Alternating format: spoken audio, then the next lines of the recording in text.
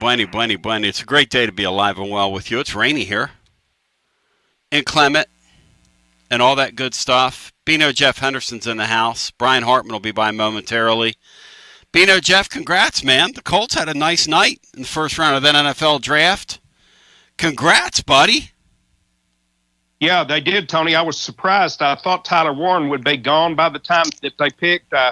Everyone thought they would take a tight end, and the Michigan tight end that for some reason his name will not stay in my mind.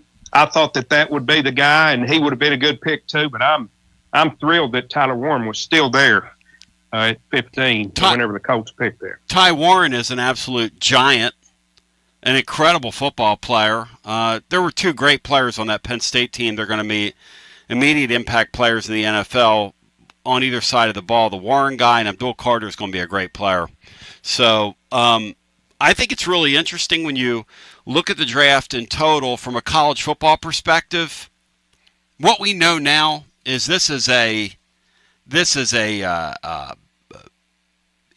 two-team deal or two-league deal now in college football. These two leagues are going to dominate the sport.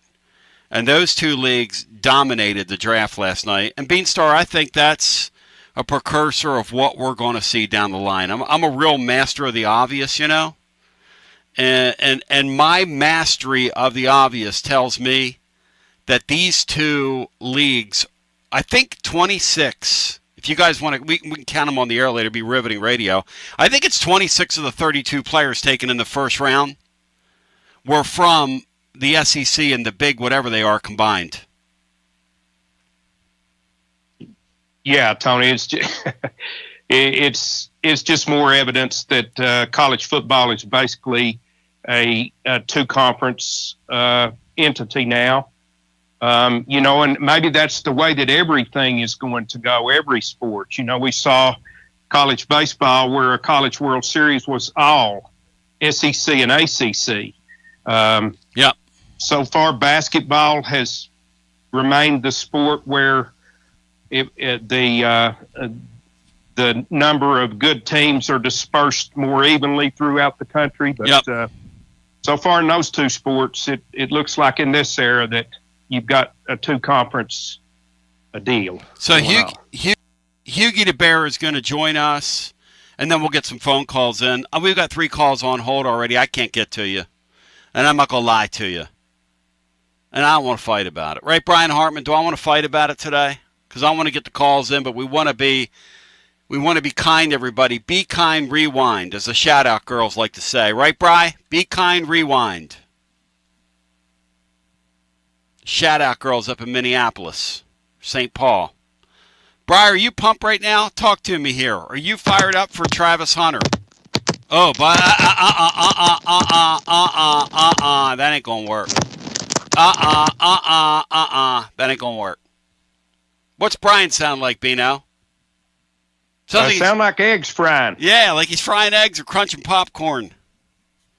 We'll try to connect with you, Brian, during the timeout, see if we can't troubleshoot you and figure you out. Or we're going to ixnay you and discard you like Joey Football got discarded. Hughie joins on the other side. The NFL draft. How much of it did you watch, Bino? Because I'm not going to lie, I watched the playoffs last night, the hockey playoffs. I wasn't in a draft mood. I tuned in, Tony, just before the Colts pick, and I stayed until Pierce was taken, and then I went to bed. So about 15 through 26 or so, I guess. You're a good man. You're a good man, Beanstar. The Colts continue to provide me with, not the Colts, but the Brownies continue to provide me with mirth in that league, although Goldie tells me they did a grown-up thing last night. I love the Brownies. We continue with more on the other side. What do you think, Bino? I think they're going to get Shedeur Sanders today, Tony, which is probably at the point where they should get him because they've got the first and the fourth pick with the Titans and the Texans, who are not going to take a quarterback. If they're smart, they'll take another piece with their first pick and wait until that second pick today to take Shedeur. I'm not sure I'd take him there. Yeah, you may be right. You may be right. My contention about Nico, and it played out with Shedeur Sanders last night, is you're not going to waste first-round picks or high picks on people that you don't think are serious. And he scared people off. Look, the Steelers need a quarterback, and they didn't play with Shedeur Sanders last night, the first round. And then the Giants took Jackson Dart, who I love. Bino, I think Jackson Dart's going to be a nice NFL player. I do too, Tony. I have a weird feeling about that. But who knows? Any of this stuff. That's the hardest thing in sports, it seems like, is to figure out who from college to the NFL is going to work at that position. That just seems like the most inexact of inexact sciences. We come back on the other side. Hughie joins the fray. Full bank of calls. It's all ahead. We rock and roll on a Friday with you. It's the hottest post-game show on the planet. Garza Law. Fifth quarter fan reaction. Fan reaction. As soon as the final gun sounds, we're live. Tony Basilio, and we've got Chad Stockton with FC Alliance. Chad? Well, I'm up in Johnson City, Tennessee with our FC Alliance North location that we started this past fall. We are doing well. We kickstarted the spring season with games this past weekend, and we've got more games coming up the next few weeks. So we're excited about what the springtime holds for us. Our girls' ECNL is also into the middle of their spring season. They hosted a huge weekend this weekend coming from Pittsburgh and New York, the teams they hosted. Good results, hard teams they played all weekend long. We've got such a focus on skill development and focusing on what's the right way to play for our kids as we continue to grow. We're expecting our programs to continue to grow like they have been the past few years. Our tryouts are coming up in late May. For the U12 and under, it's the middle of May, and then for the older kids, it'll be late May. But we're expecting to grow not only in Knoxville, but also in Johnson City. And if you want more information, you can see what Chad's talking about and hear those kids and get involved. It's FCAllianceKnox.org. Again, FCAllianceKnox.org. Hey, Chad, thanks, man. Many happy returns, my brother. Thank you, Tony. Listen up, baseball fans. It's time to step up to the plate and get some new Tennessee gear from Alumni Hall. Don't you dare swing and miss by shopping elsewhere. Alumni Hall has the best selection, top brands for you to choose from. Shop in store, 3 Knoxville locations, or Bristol or Murfreesboro. Anytime, online, anywhere in the world at alumnihall.com. Come grab your Tennessee baseball jerseys. Incredible. Oh, Coach Vitello's jersey, hats, decals, t-shirts, and so much more. Earn $10 in rewards for every $150 spent. Shop Alumni Hall, your ultimate Tennessee shopping destination. Go Vols from Alumni Hall. Tony Basilio along with the great Mark Griffin. And we're here to talk about our friends at Performance Medicine. And Griff, their slogan, stay educated, stay healthy. That's you. Wow, I really like to think that, Tony, and I'd like to give Dr. Rogers a lot of credit because I definitely want to stay educated and healthy, and knowing that he's putting the time and effort in to make sure of my care, I want to encourage your listeners to put the time to learn and become educated and get to know Dr. Rogers and see if it can help with your health as well. And there's a really, really easy way to do that. In fact, they've got their own YouTube channel. You can see Dr. Rogers for himself with his staff.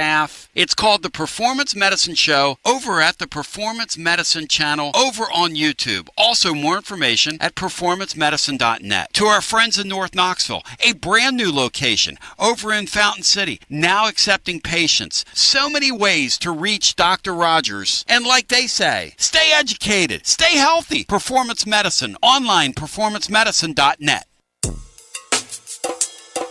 TB here for Cedar Bluff Plumbing, a live and local company that's been serving our area for over 32 years and counting because every customer counts, and I mean, no job is too small. Cedar Bluff Plumbing just voted #1 by City View magazine because multiple plumbing experts are on call to serve all your plumbing needs. Chances are there'll be a plumber in your area when you call, and they won't send some salesman to your house. You're going to get a high character, trustworthy, highly trained plumber who will serve you, not like some some of these guys that look like they came off the set of America's Most Wanted. Cedar Bluff Plumbing is Basilio tested and approved and will go the extra mile for you because Chucky Mack is a servant of the people and my consigliere to the throne, celebrating over 32 years of serving living volunteers. Cedar Bluff Plumbing. Call 588-4448. That's 588-4448. Cedar Bluff Plumbing.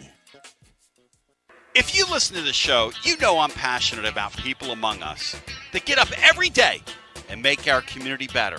That's why I'm excited to tell you about Stinnett Collision in Maryville and now Sevierville. For 3 generations and 60 years, Stinnett Collision in Maryville and now Sevierville are making it better. Founded on integrity and customer satisfaction, Stinnett Collision is a family business that for 3 generations has a family tradition of treating customers, well, like family. Simply put, when you trust your vehicle to Stinnett Collision, the job is going to be done right to your satisfaction. A lifetime warranty covers our workmanship. Couple our family ethos with Stinnett Collision's highly trained technicians with a major emphasis on education and industry trends, and you have a winning combination. Stinnett Collision uses the most up-to-date tools and equipment available. Plus, we're OEM certified in most manufacturers, including Tesla and Rivian. Stinnett Collision, celebrating our 60th year of serving East Tennessee. See more of our story at StinnettCollision.com. Thank you, East Tennessee, for trusting us at Stinnett Collision.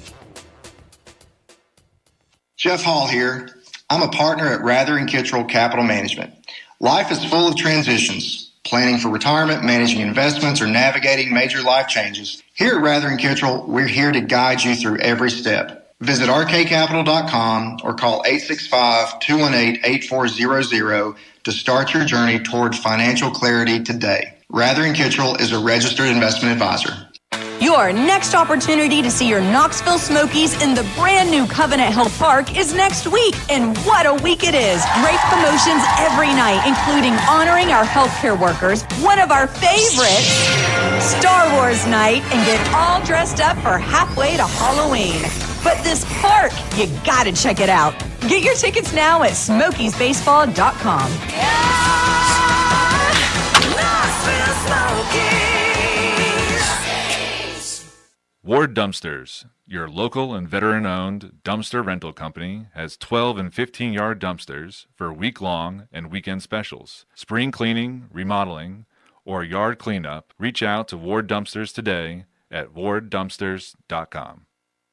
T to the B back with you, 865-200-5402.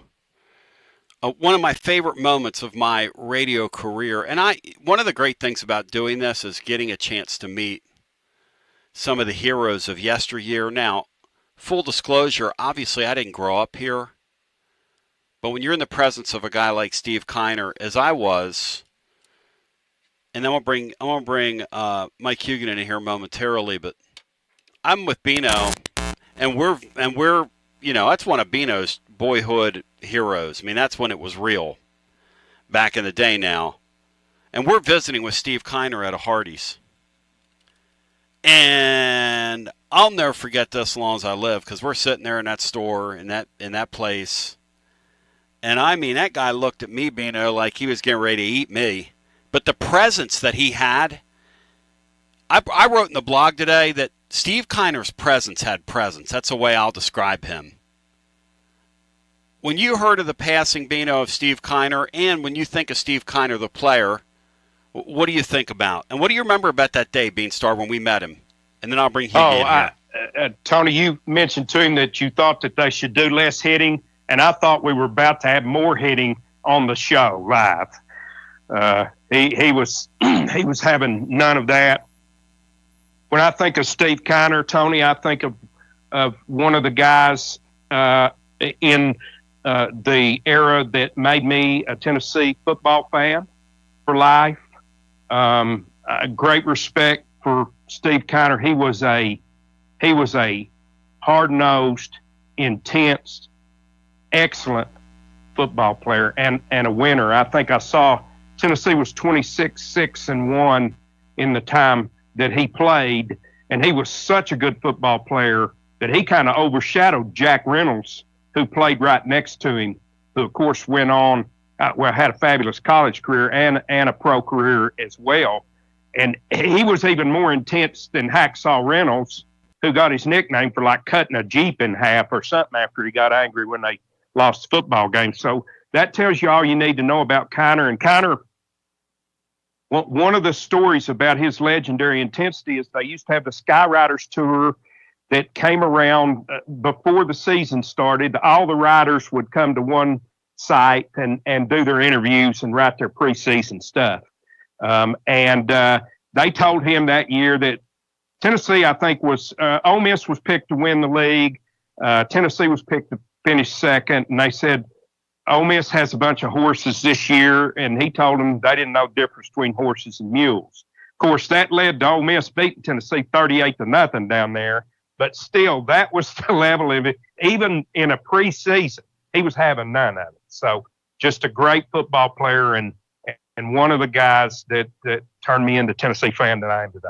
Hey, Mike Hugan, and you and I have talked about your first ever game that you went to as a college football fan. And, you know, the more we get into this era of college football, the more we have to, I think, for some of us anyway, reflect on why it is that we love this stuff. Because, truthfully, this Nico thing and living through this, I feel really sorry for kids today that are coming up that are going to get robbed of the opportunity of having real heroes that they can kind of get to know. I think about what happened last Friday at UCLA's deal, Hughie, and they bring Joey Aguilar out there. He signs a bunch of autographs for countless kids. There's video of it. We had a guy on who shot a bunch of the video this week that's out there online of this. And the kid the next day, probably that night, that kid knew he was gone, but he was being a good soldier for them. And he was meeting and greeting these kids. And the kids wake up the next day and realize, hey, this autograph I have now, this guy's never even going to wear our uniform. It's about the most idiotic thing in the world, what we've done to major college football. Yeah, it is. And the second college football game I ever attended was the Gator Bowl in 1969, which was Steve Kiner's last college football game. Wow. That was Florida beat him, and that was also Doug Dickey's last game. Today, Doug Dickey coached for both teams. Right. Mike. And Kiner was a Florida guy. He was from Tampa. Went to Hillsborough High, I believe, which was the same high school as Dwight Gooden and Gary Sheffield and all those. It's much more of a baseball school now than it was when Kiner was there. But it is, and if you were growing up in the late 60s, early 70s, you knew who these players were because they were on your favorite team for 3 or 4 years. Today, your favorite guy might be on a team for a year. And it is different. I mean, the idea for colleges has always been you cheer for the name on the front rather than the name on the back, and that's becoming more and more in your face because the guy you're cheering this Saturday, next year at this time he could be on a totally different school, and it drives home the point that you got to cheer for the team and not the player, but it robs you of some of your enjoyment of sports because you attach yourself to certain players, and you think back about all the college football games you went to. You remember the final score, obviously, but you also remember, oh man, that pass that Peyton Manning threw when he threaded the needle between two defensive backs, or that gigantic run by Kelsey Finch, all that kind of stuff. You remember those things as much as you remember who won you, because you remember plays made by individuals. And the problem today is the play made by an individual on Saturday in 2025, that individual is going to be on a different team Saturday in 2026. It's the most transient thing in the world. I mean, Tennessee had a guy, Jacoby Thomas. Well, they have a guy right now, Jacoby Thomas. So it was reported yesterday that he entered the portal, but he hasn't yet, but he might, and he wants fair market value. And, I mean, the whole thing is just, look, if I wanted to get into something and become a financial reporter, I'd be a financial reporter on Wall Street working at CNBC right now. This is kind of not my thing. And then the whole concept of the age we're living in, you almost have to have a law degree to follow all this stuff and where it's going and what it means in courts and this, that, and the other. And then you watch last night's draft, Hughie, and Bino, we started to talk about this before, but the absurdity of seeing the Southeastern Conference and the Big Ten sop up the entire first round. I mean, I guess that's interesting. I don't know. It doesn't seem like that would be really good for college football. It doesn't surprise me. This is kind of the way it's going to be. Those of you that think this is not the way it's going to be are fooling yourselves, because money buys talent, and talent comes out in the wash in that NFL draft. The SEC had 15 players taken last night. The Big Ten had 11 players. The Big 12, which is a nice football league, had 2 players. Two players taken last night. ACC had 2. The ACC and had, Group of 5 and FCS had 2. Mountain West had 1, and the Missouri Valley with North Dakota State had 1 player. Hughie, is that, and Bino, I'm going to ask you guys, is that healthy for college football? What do y'all think? I don't think so, no. I don't know if SEC and Big Ten fans care, but I think if you're a fan of an ACC school or a Big 12 school or, goodness, a Group of 5 school, you're coming to the realization that, yeah, we're gonna be eating table scraps in football. Now, I think it's different in basketball, but to an extent. But yeah, I think it is a bad thing. What do you think, I think it was of the 5-star players in the 2025 recruiting class, 31 of the 32 consensus 5-stars signed with Big Ten or SEC schools. The lone outlier was a kid going to Clemson.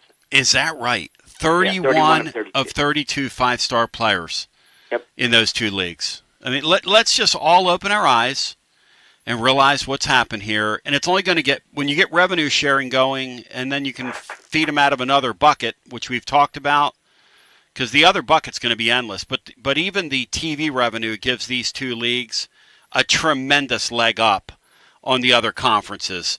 Bino, healthy for college football, interesting to you, or what do you make of that?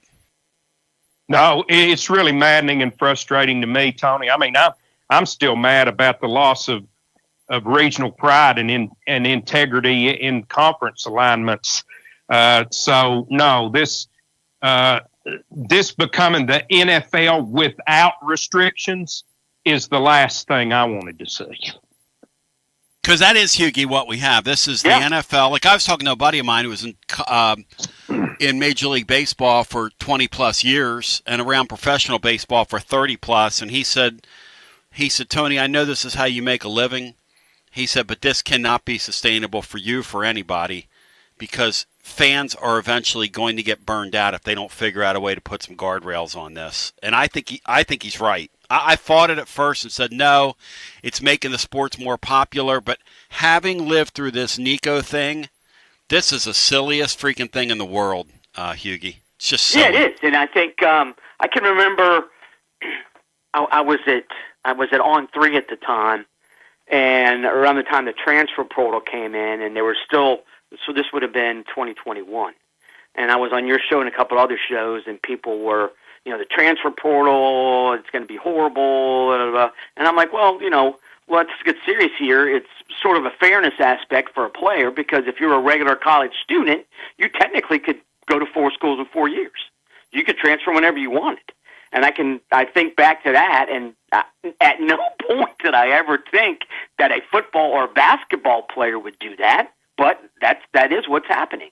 And the guardrails aspect is the key thing, and this is the NCAA's fault. We've talked about this ad nauseum in your show for like a decade. The NCAA is such a reactive group. Yep. They don't do anything until they're basically slapped around and said, you got to do this. It's like dealing with a 6-year-old. And if they had been proactive, we'd be in like year 10 of NIL. There'd be guardrails everywhere. The transfer thing would be worked out. People, the NCAA as a monolithic organization, excuse me, gets a ton of blame, and it's deserved. But people forget the NCAA is made up of its member schools. Yeah. And, you know, I used to think that academicians all were extremely intelligent. As I've gotten older, I realize that's not really true, especially when it comes to college athletics.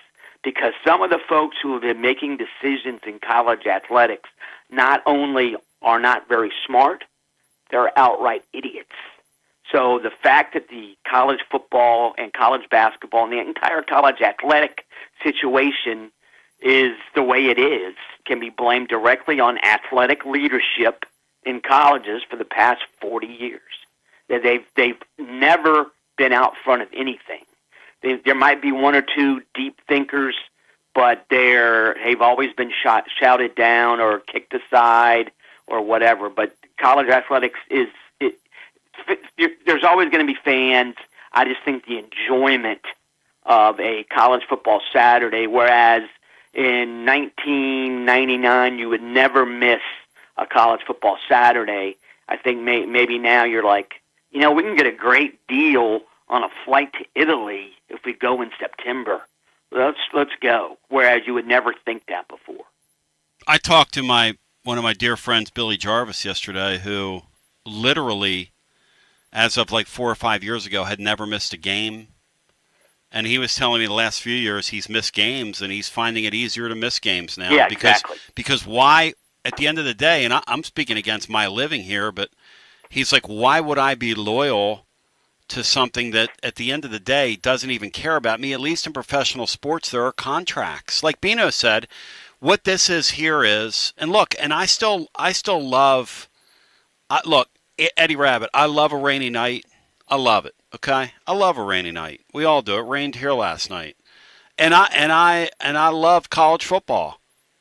I wish I could teleport the kids back into time where there was regional pride, where there was still some mystique and mystery to it, where very good players were spread all over the country, where there was a West Coast style of football, a Southern style of football, an Eastern style of football, a Midwest style of football, a Mountain style of football. Now we've created this homogenized hodgepodge where last night in the draft, 15 Southeastern Conference players were taken, one from Tennessee, but 15. The top team in the league only had 3. That shows you what this era is doing. It is dispersing the talent, and that's kind of a good thing, okay? Georgia only had 3 players taken in last night's draft, and Texas only had 3 players. But you think about it, the Big Ten had 11, 26 out of 32 of those coveted first-round slots went to those 2 leagues, and no one can tell me, besides the 2 commissioners of those 2 leagues, and they're trying to convince themselves that this is a good thing for the sport. It cannot be a good thing for the sport, Hughie. No, it's not, and it's coming closer and closer to the football Super League that people have been banning about since the TV contract thing, and that was in 1984. That's right. Well, college sports is ruined. You're going to have only 30 schools playing high-level college football. Well, it's taken a long time. But I think that's here, and it's going to be more than 30. I think it'll be 50 or 40 or something like that. But yeah, I think part of the allure also is the upset aspect when East Carolina could beat Auburn, yes, or when East Carolina could beat Miami, or when Southern Miss could beat Florida State could play USC. That's right. That's right. In 2003, when Reggie Bush, that was one of the greatest college football games I've ever seen on TV, and nobody would bat an eye. And now today, it's like, that's never. Those kind of things aren't going to happen unless the Power 2 school is just atrocious. I remember watching with the great Paul Gilbert in college, 1989 or 90. We were in an apartment. I think it was 90, fall of 90, because I think it's the year I graduated Tennessee that semester, and I want to say Brett Favre led Southern Miss, and they beat Florida State that day. And that kind of thing, Beanstar, flashpoint upsets like that, I'm not sure, like Hughie's saying, I'm not sure that can happen in this era. It's all about money now. Yeah, and that was 89. 89. I'm not sure that can happen now, Beanstar. No, I agree. I agree, Tony. It's those days are likely over. And so what do we make of this, right? Who had the better league last year? Because everybody was telling me the SEC was way better than the Big Ten. But I see 15 first-round picks to 11 first-round picks. It looks to me like those two teams lay right on top of each other. What do you think? Yeah, and 2 years in a row, a Big Ten team has won the national title and it's been two different ones. And Michigan, I believe, had, 3 first-round picks last night? Yes, they did. So, and it should have been, I was surprised it wasn't 4 because I was thought Will Johnson would go. But, and those Michigan guys were not necessarily hugely recruited guys. So, people don't like Harbaugh, but you got to give the guy credit for developing players. Yeah, but, yeah, I mean, it is, I think part of it is you look at the bottom of the Big Ten, like, oh, my God, Purdue's horrible. Oh, my God, Northwestern's bad. Oh, my God, Rutgers is so mediocre. No offense, but same thing can be said about the SEC. So those two leagues are so far ahead of everybody else. Did Arizona State have an interesting team last year? Yes, they did. Did the ACC have 2 teams in the playoff just like the Big 12? Yes, they did. But that's to be expected when you got, a league champion's going to get in. A team with 10 wins is going to get in. Yes. So the Big Ten SEC, I think, are almost interchangeable. But the idea that the big thing to focus on is the gap between 2 and 3 is vastly, vastly bigger than any gap between 1 and 2. And maybe a couple years ago, you could say the SEC was so far ahead of everybody else. That's not the case anymore. But the SEC and Big Ten are never going to be worse than the second best league going forward.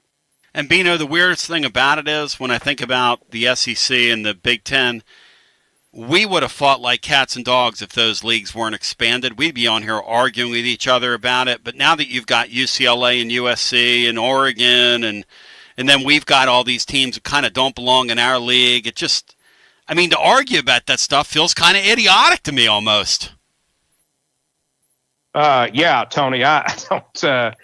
I am not the SEC defender that I once was. It's all too big. It's even too big to argue about. That's a very good way to put it. It is. It's like it. Yeah. It's NFL with unfettered free agency, so of course the schools with money are going to benefit, and the schools with money, for the most part, are from 2 leagues. It's almost like cheering for Wall Street or something, guys. I hate to put it that way, but it's like you almost want to see the little guy from the Big 12 or the ACC sneak in there and get theirs. It's so strange what we've done to this thing. Yeah, it's like Walmart versus the mom and pop. Yes, your small town Main Street. That small town mom and pop ain't existing once Walmart moves in, and I think that's the case too. That if you're a 5-star recruit, well, let's put it this way. One of the best players in Florida is from Pensacola. He's a defensive end. Right. So that's 2 hours from FSU's campus. He is not making an official visit to FSU. He's going to Vanderbilt instead on one of his 5. And the other ones are legitimately power programs. But the idea that how can Vanderbilt be more attractive than FSU? Oh, yeah. They have more money to spend. And when Vanderbilt has more money than Florida State, that should give you an idea of where the leagues are these days.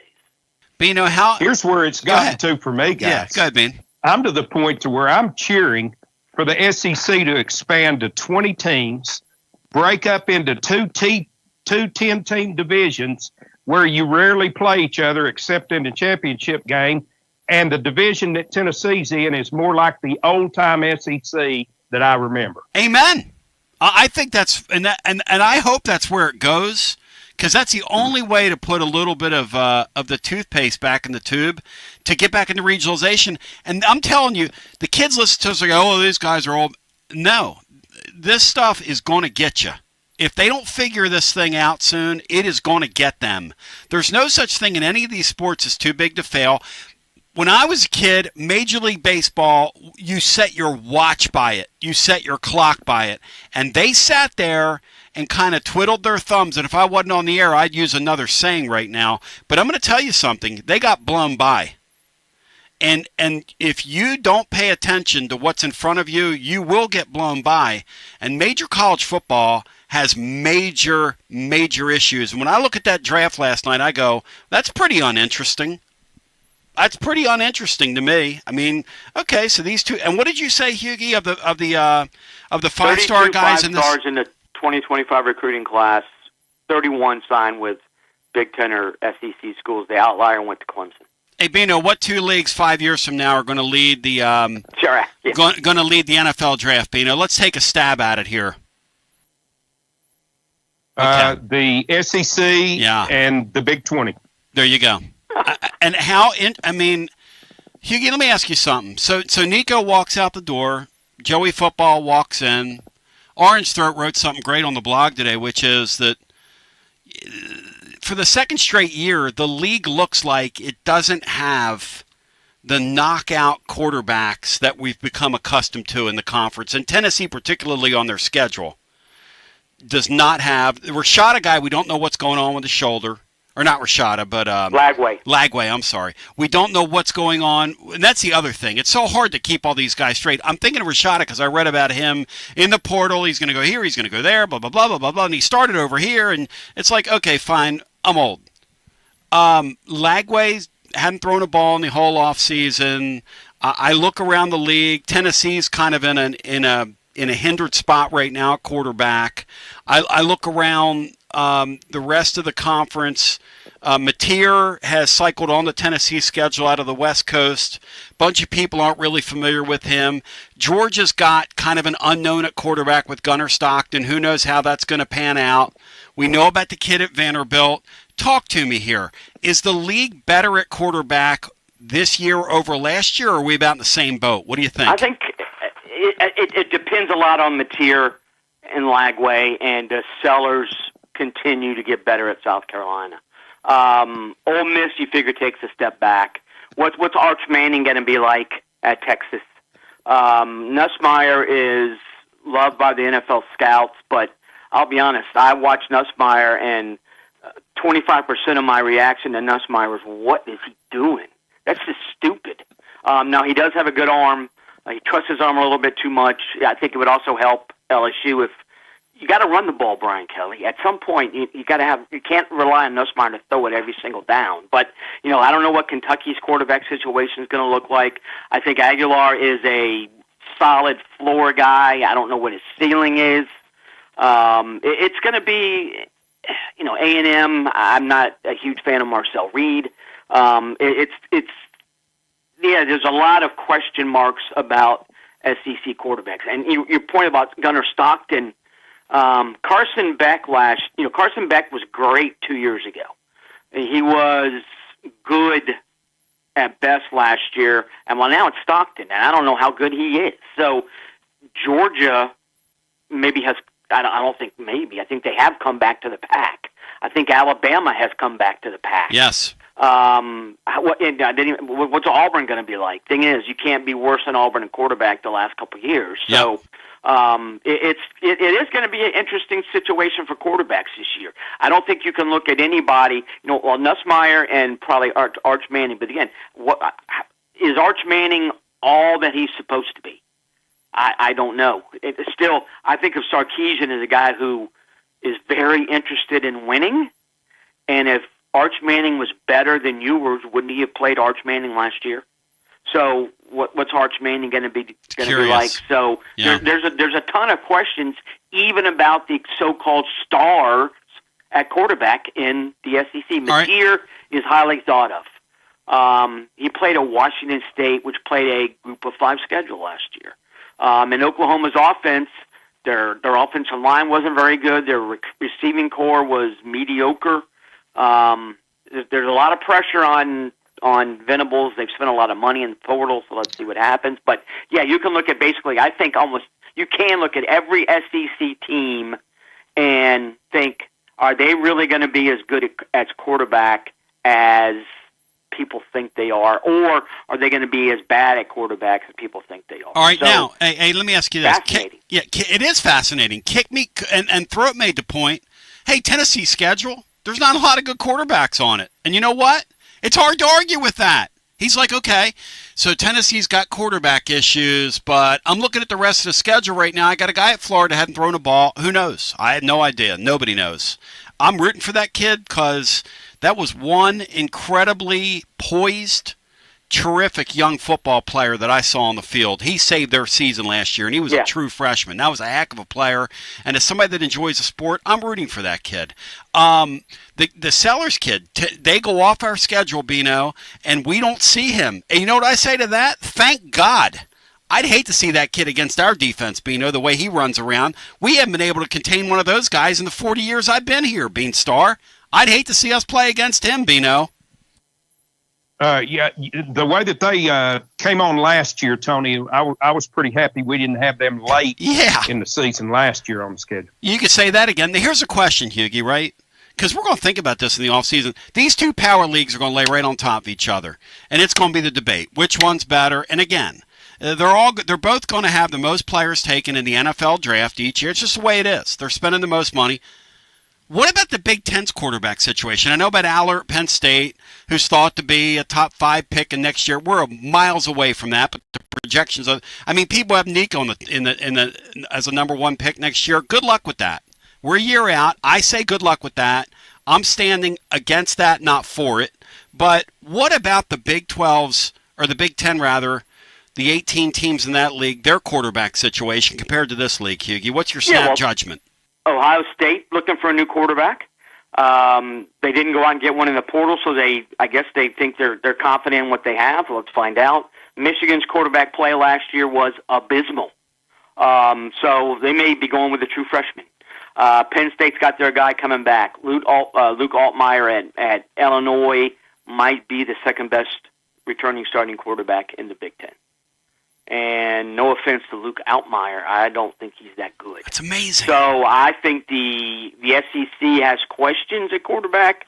The Big Ten has gigantic questions at quarterback. Now, the Ohio State roster is going to be tremendous. And Will Howard wasn't any world beater, but he was effective throwing the ball when he needed to be for the most part. Drew Aller, I don't know what his ceiling is because he goes between floors like he's on an elevator that doesn't stop. He's goofy, so man. Like phenomenal. Yes. He's going to the penthouse, and then the next week, no, that dude's stuck in the basement. So who knows what he's going to be like? You know, Iowa, who knows? Who cares? Minnesota, who knows? Who cares? Wisconsin, who knows? Who cares? There's a lot of teams in the Big Ten that even if they have none of the quarterbacks from the majority of the teams in the Big Ten are going to be anything close to world beaters. And that leads to another question. If the Big Ten has all this money, why aren't they getting better players at schools outside of Penn State, Michigan, and Ohio State? Well, and here's another question for you. The fact that both of these two power leagues have quarterback questions, I look at the NFL, Bino. What percentage of NFL teams, Bino, today are happy with their quarterback situation? What would you say that number is, Beanstar? Less than half, I would think. I think that's right. I think quarterback play right now, y'all, is literally as bad as it's been. And I don't know what that's about. I don't know why that is. I'm looking at the NFL game, and I'm saying that. I'm looking at the Southeastern Conference, and I'm saying that. I'm looking at the Big Ten. Those are the two leagues that are supposed to have all the money, to Hughie's point. And Hughie, if we sat there between both those leagues and said, okay, guys I'd love to go to battle with, I mean, how many would you pick out of each league? Right now, as we sit here, how many would you pick out of each league? I mean, could we name 10 between the two leagues combined? It's really strange. It's odd. Interesting.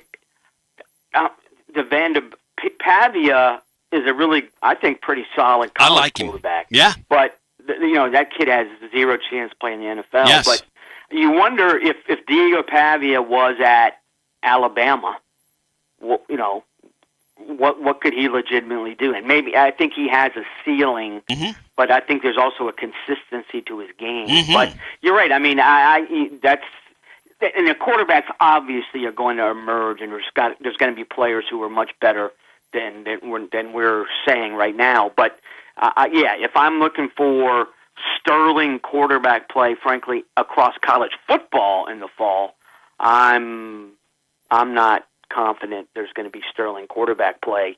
And everybody talks about this quarterback class being a really bad one. Okay, next year, Nussmeier and presumably Arch Manning. Who else? Drew Allard looks like he looks the part. Yeah, he does. But I don't know. So, Mateer is a phenomenal nice college quarterback. And beyond interesting storyline. Yeah. But how good really is he? So I don't know. It's going to be. There's going to be every team that thinks it can win a league title, and there's obviously a lot of those. You wonder how. And Klubnik at Clemson, I think, is a pretty solid college quarterback. Nice player. But the ACC as a whole is going to be. It was bad last year. I think it's going to be worse. So there's a ton of questions across college football. And let me ask you something. If the gruesome injury didn't happen to the Georgia quarterback last year, who was having a pretty rough season, all told, for what it was supposed to be, driving the big flashy car around, flashing the cash, getting the money, all that stuff. And then he went out on the field and, was throwing it up for grabs. I mean, went through a stretch last year where even I, as a Tennessee fan, I felt so bad for the kid, you couldn't even watch it. He was so in his own head. You think he was a first-round pick last night if he didn't get hurt? Because we had a robust debate on this. I say no. I think he was a first-round pick after the 2023 season. Yes, he was the first pick in the draft. I think he's going to regret not coming out. Okay. And, that's the thing. If the old, the strike while the iron is hot. And you give him kudos for coming back because players are confident, I'm going to be even better. Yes. He wasn't, and he cost himself millions of dollars. I think that's right. So I think that's right. I think he has 2 cars. He had a house in Athens, and he was dating one of the Cavender twins. So he was doing pretty well, but now the Cavender twin has left him. So it's going to be interesting to see how Carson Beck plays this year at Miami. And I'll be honest, you look at the Miami coaching staff. Mike Bobo is I don't think he's a great offensive coordinator. I think he's okay. But Mike Bobo is like Bill Walsh compared to the Miami coaching staff. So I wonder what Carson Beck's going to do at Miami. Hey, Bino, how do you answer that? Because we've had a robust debate this week, And Columbo's my boy, and we've gone round and round. He says, I'm cherry picking. Last year, that kid was, 1 year ago, the number 1 ranked quarterback out there coming into last season, and he miserably failed. And I do not think he was going to be a first-round pick. I think the NFL looked at him, and he says, well, you're ignoring the fact that he got hurt, which, okay, fine. In the blog, I didn't mention that he had gotten hurt. You think he was a first-round pick, Bino, last night if he'd have stayed healthy?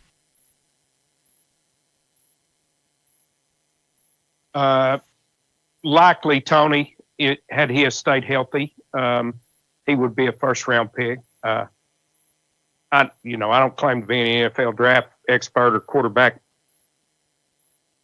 projector, but had he stayed healthy and had anywhere close to the season he had the year before, probably. Yeah, I mean, if Jackson Dart goes there, and I like Jackson Dart. Yeah. But I think Beck's ceiling's higher than Dart's. See, the genesis of this argument, Hughie, is they're telling me that Nico's going to be a first-round pick next year, sure thing, because that's what the boards say. And my thing is, you better do it on the football field at UCLA. Do something on the field at some point. I think, and you worked at NFL.com. I mean, you would know. You covered the draft. You were like, don't you have to do something on the field? Yeah, that's the thing. Let's put it this way: if Drew Allard decided he needed to come back to school, and he has every single measurable known to mankind when it comes to quarterbacks. Yeah, because Drew, you didn't do it on the field. Cam Ward was told after the 2023 season, dude, you're not even an early round pick, much less first round pick. So he goes to Miami, he improves. I think part of it is I sort of denigrated the Miami coaching staff, but compared to Georgia's, it is bad. But Cam Ward played in an offense last year at Miami that let him throw the ball all over the place.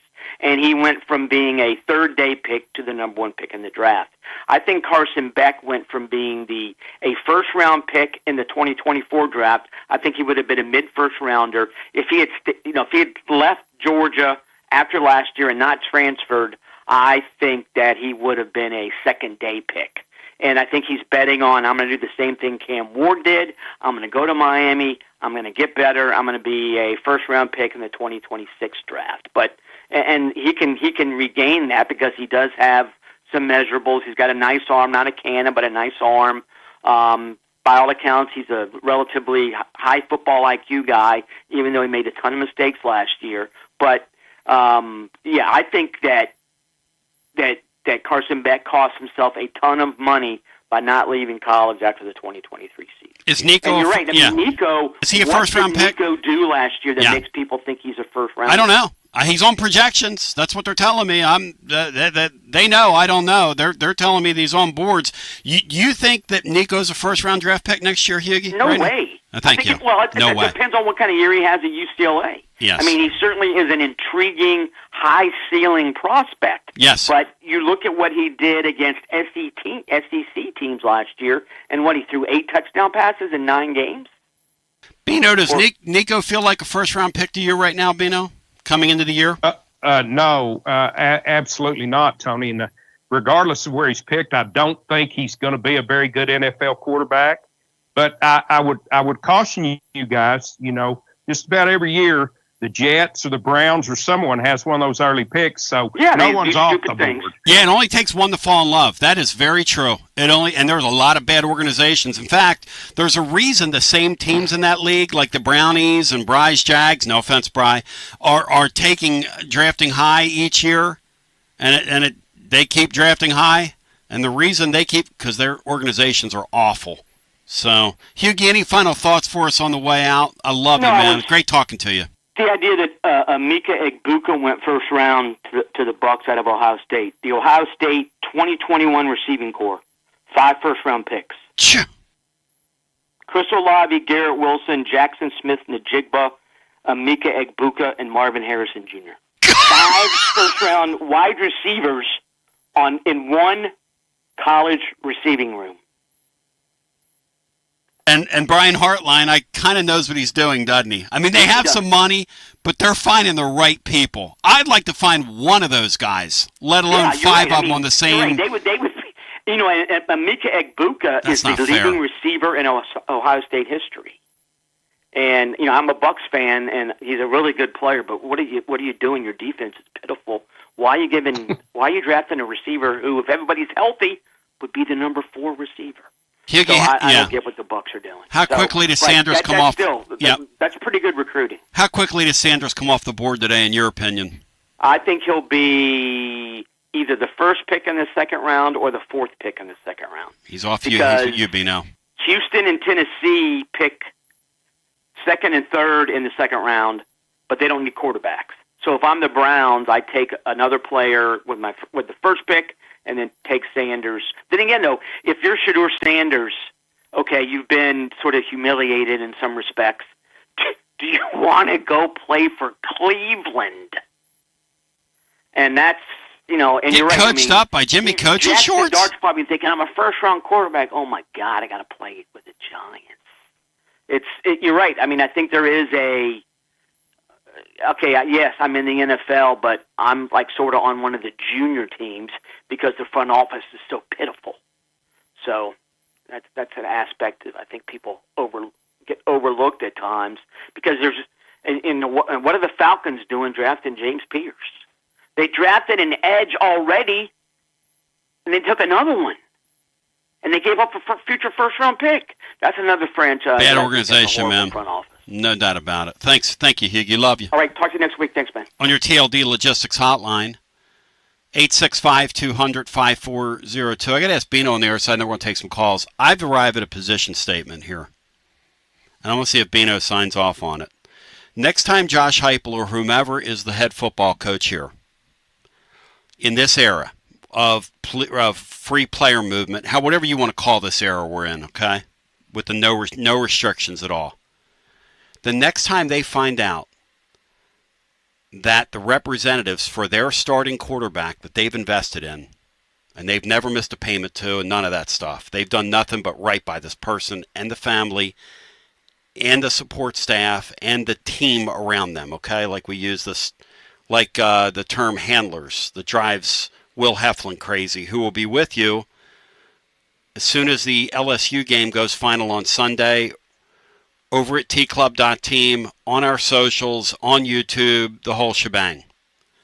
The next time Tennessee gets word of that, okay, you call the family into your office, and not only do you not negotiate with them like we did, okay, and beg them to stay like we did, because hindsight's always 20/20. But I want us all to learn a lesson from this. I'll see if Bino signs off on this and on the other side, and Brian signs off on this, and then we'll take some calls, because we're 2 weeks after this now. This is something I've arrived at. You tell me if I'm all wet here or being idealistic. Maybe I am. But I'm going to tell you something. You're a quarterback, and I'm Josh Heupel, and I played that position, and I won a national championship, and you're Nico, and you led me to a 12-team playoff, and you're acting like you won a national championship. And literally, I had to scheme around you last year. But that's another story for another day. I'm telling you right now, you think back on that and the way this all unfolded, the position statement going forward is, I don't care who you are. If you want to raise, you come to me. You don't go to Lane Kiffin and try to leverage Lane Kiffin against me in my league. You don't do that. And the minute I hear that you're doing that, you get your coat and your lei and you get on out my way. And I am 1,000% serious. That is not a radio thing. That is not me doing that for effect. I couldn't be more serious about that.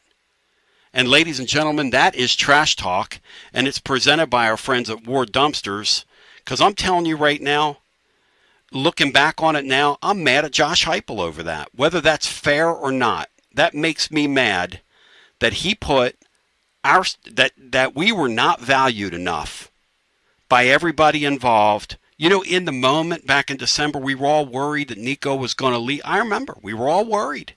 We were up till 2 a.m. sweating over this thing. The minute they found out, when you read Chris Lowe's article and they knew the guy was talking to Mississippi, I just said, how disloyal of you people, man. You're a quarterback. You're not a wide receiver. You're not a running back. Nico, I played quarterback. We have to be different. This has to be different. You're gone. You're out of here. My friends at Ward Dumpsters, it's been a rainy week this week. 12-yard and 15-yard dumpsters available for weekly rental and weekend rental. And they've got tons of receptacles to serve you. Eno tells me to clean out my garage. I need about 10 of them. He ain't lying. Check them out online at warddumpsters.com, because now we have 15-yard dumpsters, 12-yard dumpsters. Now we got 22-yard dumpsters. Introducing 22-yard dumpsters. Believe that.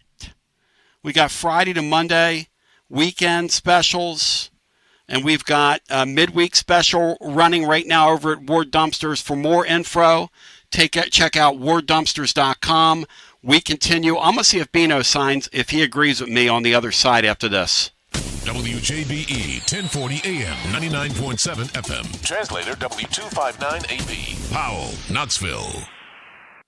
It's the hottest post-game show on the planet. Garza Law, fifth quarter fan reaction. Fan reaction. As soon as the final gun sounds, we're live. Tony Basilio, and we've got Chad Stockton with FC Alliance. Chad? Well, I'm up in Johnson City, Tennessee with our FC Alliance North location that we started this past fall. We are doing well. We kickstarted the spring season with games this past weekend, and we've got more games coming up the next few weeks. So we're excited about what the springtime holds for us. Our girls' ECNL is also into the middle of their spring season. They hosted a huge weekend this weekend coming from Pittsburgh and New York, the teams they hosted. good results. Hard teams, they played all weekend long. We've got such a focus on skill development and focusing on what's the right way to play for our kids as we continue to grow. We're expecting our programs to continue to grow like they have been the past few years. Our tryouts are coming up in late May. For the U12 and under, it's the middle of May, and then for the older kids, it'll be late May. But we're expecting to grow not only in Knoxville, but also in Johnson City. And if you want more information, you can see what Chad's talking about and hear those kids and get involved. It's fcallianceknox.org. Again, fcallianceknox.org. Hey, Chad, thanks, man. Many happy returns, my brother. Thank you, Tony. Listen up, baseball fans. It's time to step up to the plate and get some new Tennessee gear from Alumni Hall. Don't you dare swing and miss by shopping elsewhere. Alumni Hall has the best selection, top brands for you to choose from. Shop in store, 3 Knoxville locations, or Bristol or Murfreesboro. Anytime, online, anywhere in the world at alumnihall.com. Come grab your Tennessee baseball jerseys. Incredible. Oh, Coach Vitello's jersey, hats, decals, t-shirts, and so much more. Earn $10 in rewards for every $150 spent. Shop Alumni Hall, your ultimate Tennessee shopping destination. Go Vols from Alumni Hall. Tony Basilio along with the great Mark Griffin. And we're here to talk about our friends at Performance Medicine. And Griff, their slogan, stay educated, stay healthy. That's you. Wow, I really like to think that, Tony, and I'd like to give Dr. Rogers a lot of credit because I definitely want to stay educated and healthy, and knowing that he's putting the time and effort in to make sure of my care, I want to encourage your listeners to put the time to learn and become educated and get to know Dr. Rogers and see if it can help with your health as well. And there's a really, really easy way to do that. In fact, they've got their own YouTube channel. You can see Dr. Rogers for himself with his staff. It's called The Performance Medicine Show over at the Performance Medicine channel over on YouTube. Also, more information at performancemedicine.net. To our friends in North Knoxville, a brand new location over in Fountain City, now accepting patients. So many ways to reach Dr. Rogers. And like they say, stay educated, stay healthy. Performance Medicine, online, performancemedicine.net.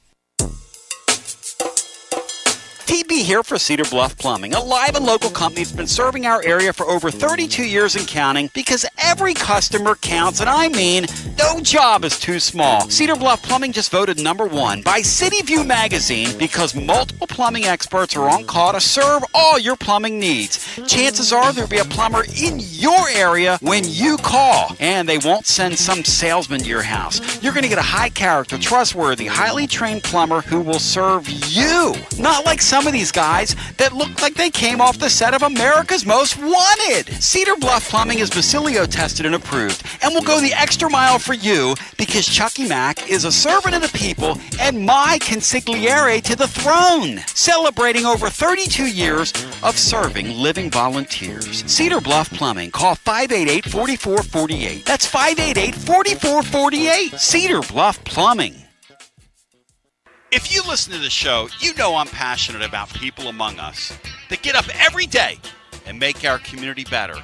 That's why I'm excited to tell you about Stinnett Collision in Maryville and now Sevierville. For 3 generations and 60 years, Stinnett Collision in Maryville and now Sevierville are making it better. Founded on integrity and customer satisfaction, Stinnett Collision is a family business that for 3 generations has a family tradition of treating customers, well, like family. Simply put, when you trust your vehicle to Stinnett Collision, the job is going to be done right to your satisfaction. A lifetime warranty covers our workmanship. Couple our family ethos with Stinnett Collision's highly trained technicians with a major emphasis on education and industry trends, and you have a winning combination. Stinnett Collision uses the most up-to-date tools and equipment available. Plus, we're OEM certified in most manufacturers, including Tesla and Rivian. Stinnett Collision, celebrating our 60th year of serving East Tennessee. See more of our story at StinnettCollision.com. Thank you, East Tennessee, for trusting us at Stinnett Collision.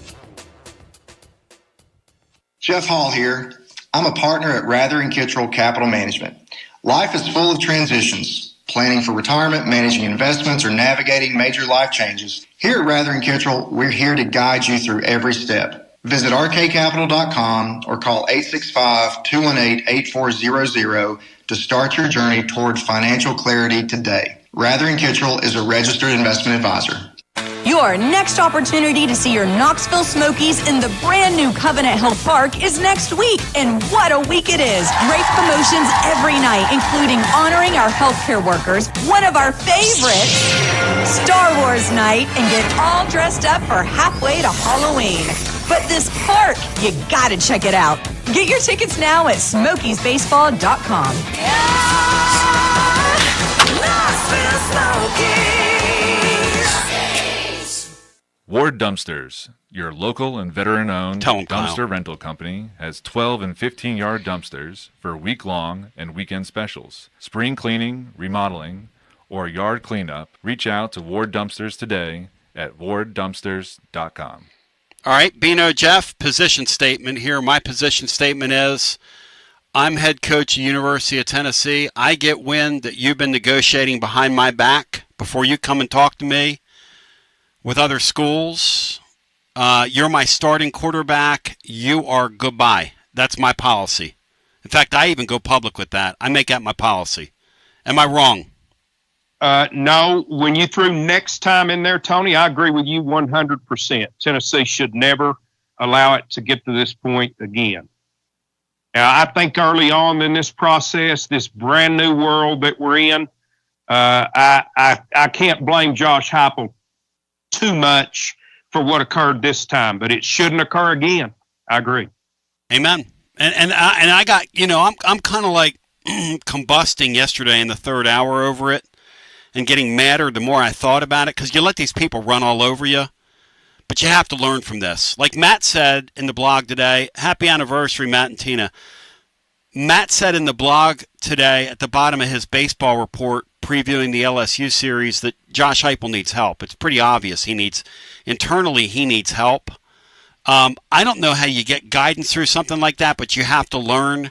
And if I were Tennessee, I would get into the public record that if you're a quarterback in my spot and you negotiate, the athletic director ought to say that out loud. We're not going to fool with you if you're a quarterback. Look, if wide receivers want to behave that way, let wide receivers behave that way and you deal with them. But you're a quarterback. Quarterbacks are the people you build the whole thing around. And when they paid Nico, they paid him way over market value. Way over market value. When they paid him $2 million to sit there and hold a clipboard for his first year. And the family didn't give any mind to that. All right, so let's go to the phones. Brian Hartman, welcome back. Brian, your Jaguars, they did it up last night, buddy. Hunter's a generational talent. Well, when you have a chance to snag a guy like that, yep, you have to do it, because I think it sends the right message that you're trying to win, that you're serious. And I believe that they have the best draft pick. They will have the best draft pick in the first round. It's a great move. And it's a great move. I think what he's going to have to do is he's going to have to put on a little bit more weight, I believe, eventually, sure, but he will.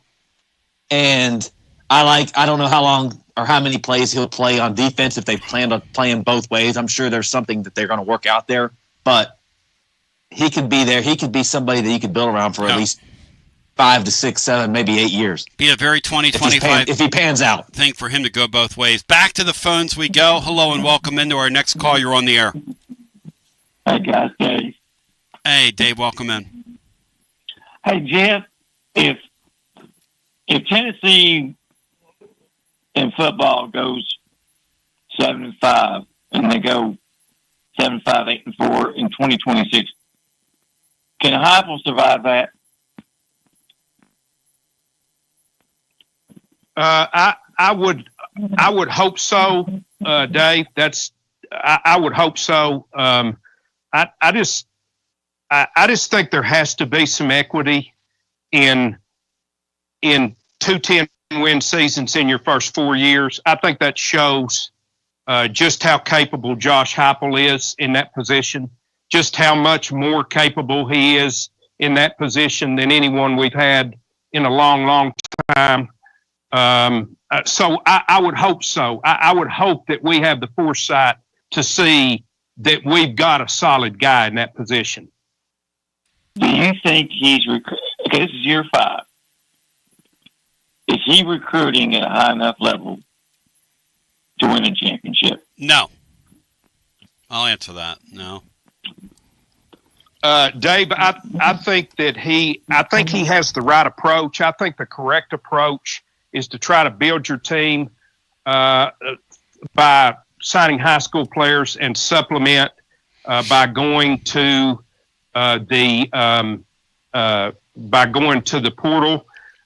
Win a championship, I don't know. Be a real solid program, yes. I agree with Bino. Be a real solid program, be around the deal. You're still in that picture. I mean, look, this year with Nico, I think you're going to be 8-4. Without him, you're going to be 7-5, maybe 6-6, something like that. I don't think you're making the playoffs anyway this year, but hey, you're coming off 2 10-win seasons in 4 years. This place, what? You're going to make the playoffs if you have a good 10-year stretch, what, 4 out of 10, 5 out of 10? I mean, he's tracking that way. Let me ask you, both of you guys, all of you guys, has Coach Heupel shown the ability to this point, and I'm talking at his whole coaching career at UCF and here, of taking a player that he recruited out of high school and making him a great player? Has he shown the ability to do that? Yeah, sure. I mean, the Mackenzie Milton kid, they developed him into a great player. The Gabriel kid, they developed him into an incredible college football player. So obviously he's proven that. Sure. Tony, is that a player he recruited? I'm talking about a player he's recruited. Are you talking about? Let me think about that for a second. I don't know. Let me study on that. I'll get back to you on that. That's incomplete on my part. Let me study. That's a very good distinction. Pruitt's guys are all gone, correct? Yes. Okay. Yeah, but Josh has to stand on his own 2 feet here. And again, well, I think we're also being a little unfair into Josh Heupel. I don't care who recruited him. Josh Heupel coached Pruitt's guys for 4 years and won 10 games twice with them. I don't care who brought him here. He developed them. But I think in 2026, if he's not shown that he's taken a player out of high school and made them better like he did Pruitt's players, then I think he's got a problem with the players he's actually bringing in. You're talking about quarterbacks, right? I'm talking about receivers, quarterbacks. Talk about him and his coaching staff. Yeah, it's a very. This is the first time, Dave, that we've ever seen Josh Heupel in a year 5. From this point on, obviously, it's on him as far as his own players. We'll see how that works out over the next several years. Surely, guys, he's going to hit on some players, because if he doesn't, and the well runs dry, he'll get fired. I mean, Dave's right. That's how this works. I mean, yeah, obviously. Sure. Ultimately, it doesn't matter what coach you're talking about. Yeah, that's obviously how it works. Construction and development of a roster is what determines how long you stay in a place. And the construction and development of a roster has changed so much since his days at Central Florida. And that's why Matt said any coach that's got the success against Alabama that this guy's had, and Florida to some degree as well with the 2 10-win seasons, is worth helping. Matt's point in the blog today is Josh Heupel has to acknowledge that he needs help, because he obviously needs help. I don't think I agree with that. We talked earlier, Tony, in the week about I think that most established college football coaches are going to need help. Yes. In this in the current way you have to put together a roster. Yes. This is NFL stuff going on at the college level that they've never experienced. It's way worse than the NFL. Like you guys, absolutely, because there's no contracts. Yeah, I mean, here I got no Nico. He and I have a great relationship. He's loyal to me. His dad tells him to quit. He quits. I mean, how can you control that? His dad says quit. He quits. And that's what happened. Well, I think 2026 is the year it's going to determine Josh Heupel's future at Tennessee. Dave, you've really taken, now you're hoarse right now from the allergies in the air. The pollen's all-time bad. You've really taken your heel turn, and now you've converted it over from basketball to football. I mean, you are a straight-out heel. I'm expecting you to show up next week at Calhoun's on the River, and he hit either me or Bino with a roll of quarters. Is that going to happen? Because if it is, please hit Bino. I'm ugly enough already. Hey, Tony, did I not take up for Barnes this year? During your face turn, you did. But then now you're heel again. You got Heupel getting fired after next year, and you think Bishop Boswell, you told me off the air, is going to be our off guard. Dave, there's a better chance, okay, that I wake up tomorrow the sexiest man alive than Bishop Boswell as our starting two guard in the fall, Dave. Come on now. Well, you're fixing to have your dream come true. You're going to wake up the sexiest guy alive. I'm serious. Dave, I think Jordan Gainey is our off guard next year. You think he's going to get the 5th year? Yes. You think? Oh, do you really think that's going to go through? Well, that's why all these guys have gone into the portal, Dave. There's like 100 guys this week went into the portal that are all eligibility. What do you think that's about? Well, I don't know if they don't have any brains. I don't know. Dubar's gone into the portal. Yes, he has. Yes, he has. He played 5 years. So I don't even know what that's all about. I love me some Dubar. He's the best. All right, guys. Thank you, Dave. Day. Dave, see you, thanks. Dave. Hey, Dave. Bishop Boswell, 2-guard, next season. Tony, are you buying or selling? Dave, I'm selling that. No offense. But I love you. Love your show, as they say in the trade. Hello and welcome into the next call. You're live on the program. Tony. We have a position statement here, and the position statement is you're a quarterback. You will not renegotiate. You will not negotiate with somebody else while you're my quarterback. And the minute I get wind of it, you're gone. That's the position statement going forward. Hello and welcome in. You're on the air. How you doing there, Tony? It's Chris here. Hey, from Chris. Texas, hey, Chris. Heading up to Tennessee. Welcome in, brother. Yeah, I'm heading up there to my mother's birthday. Her 90th birthday in Tennessee. So I'm heading up from Texas. So I'm on my way there. Just kind of wanted to tell you. You guys were also talking about another little theme, which you're wondering about, like the quality of the quarterbacks and what you're trying to figure out, like what is probably going on. I'm going to tell you right now, if we could just get a little more aerospace engineering type quarterback to come back to Tennessee, I think we would be doing amazing. Because I have a hunch that it has to do with social media. Honestly, it's literally rerouting the brains. And if we don't have somebody like Dobbs, you wonder why he's doing so good and why he stayed in the NFL. Well, it's because he uses his prefrontal cortex part of the brain, which is thinking, math, Hey, Dave, by the way, before you go on Friday, do me a favor. Don't get on your phone, and I want you to do a lot of crossword puzzles before you go and visit those guys on Friday, okay? I guarantee you'll be able to do a lot better. And you'll be able to actually turn on the on and off switch. That's the problem right there, though, Tony, is they're not able to really be able to do that anymore because we don't do that, anymore. And then social media kind of took over. And I do think you're right. I think smartphones are making all of us a lot dumber. Like my son told me. No, my son told me. He said, "Dad, put your phone down," because he did a thing where he deleted all of the whatever you call the social media apps. He just deleted them. And he said, he's the smartest guy in the world. And he tried it. And he said, "Dad, I feel so much more present and alive in my life when I put the phone down." Yeah, that's right. We don't memorize phone numbers anymore. We don't do any of that stuff anymore, right? Calculators is for math. We don't add them up anymore. So I mean, I'm being serious when I tell you this. No, I believe you. I believe you. There's something going on. I've tested. No, I've tested it.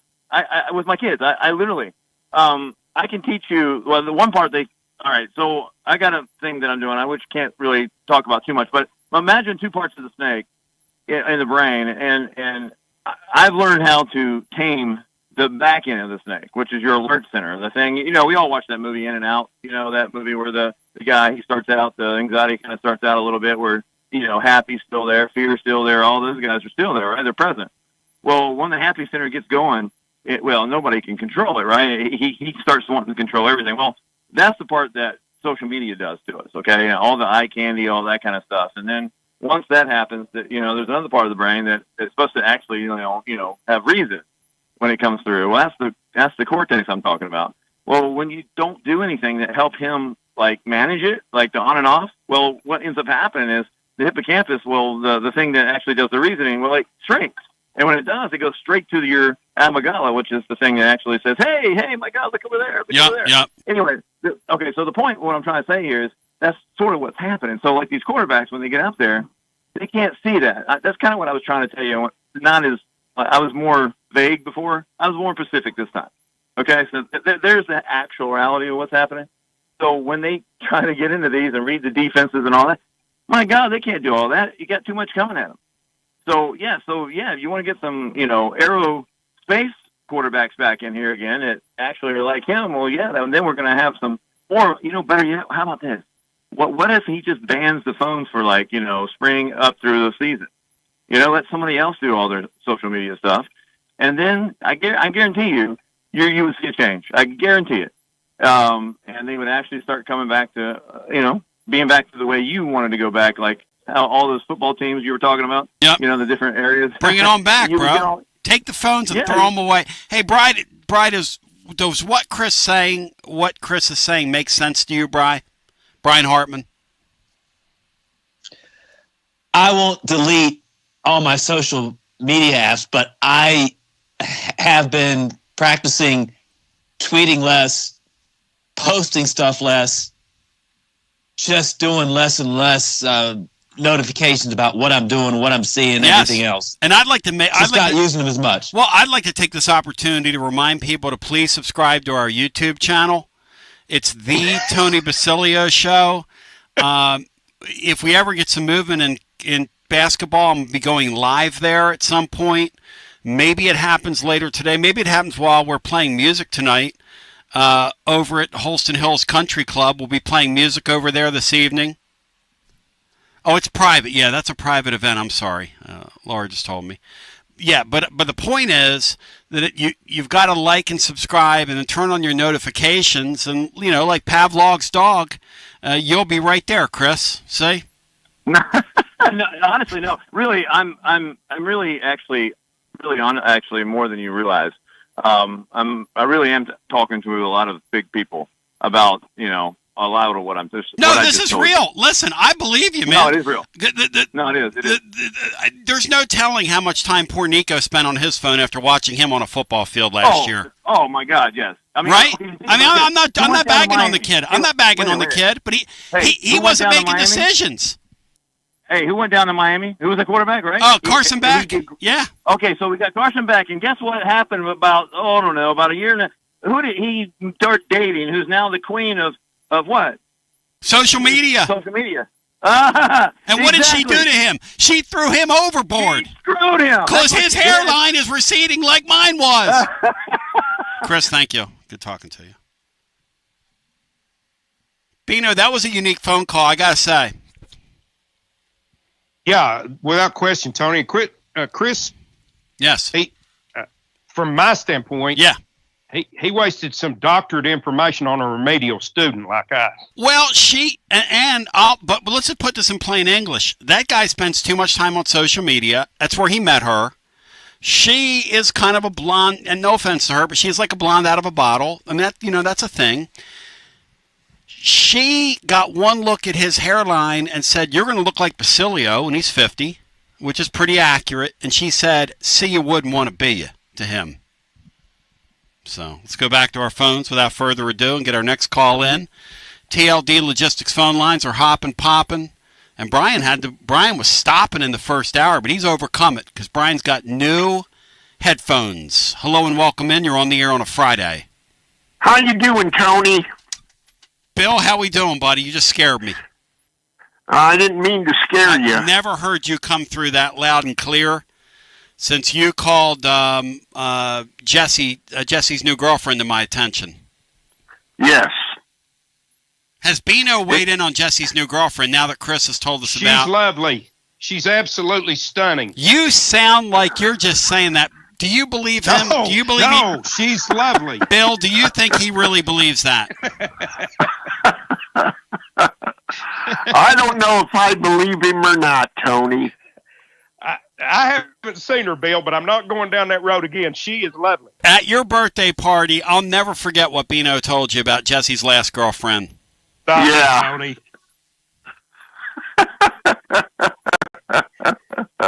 He's hot, Bill.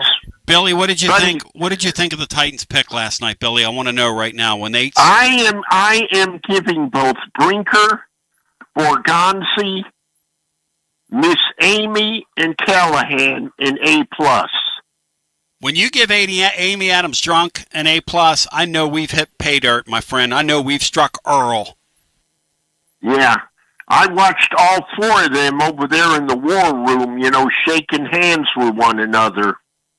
That's a war room, Bino. I hope those people are unarmed in that war room, Beanstar. You talk about a gang that can't shoot straight. Bill, with the second pick to help Cam Ward?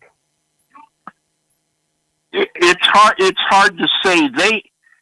They don't need another offensive lineman. I think they probably need a defensive end. That's who I think they ought to go in the second round. And that's the only thing I'm going to watch on the NFL Network tonight is just the second round because they don't have a third round pick. They traded it to Kansas City.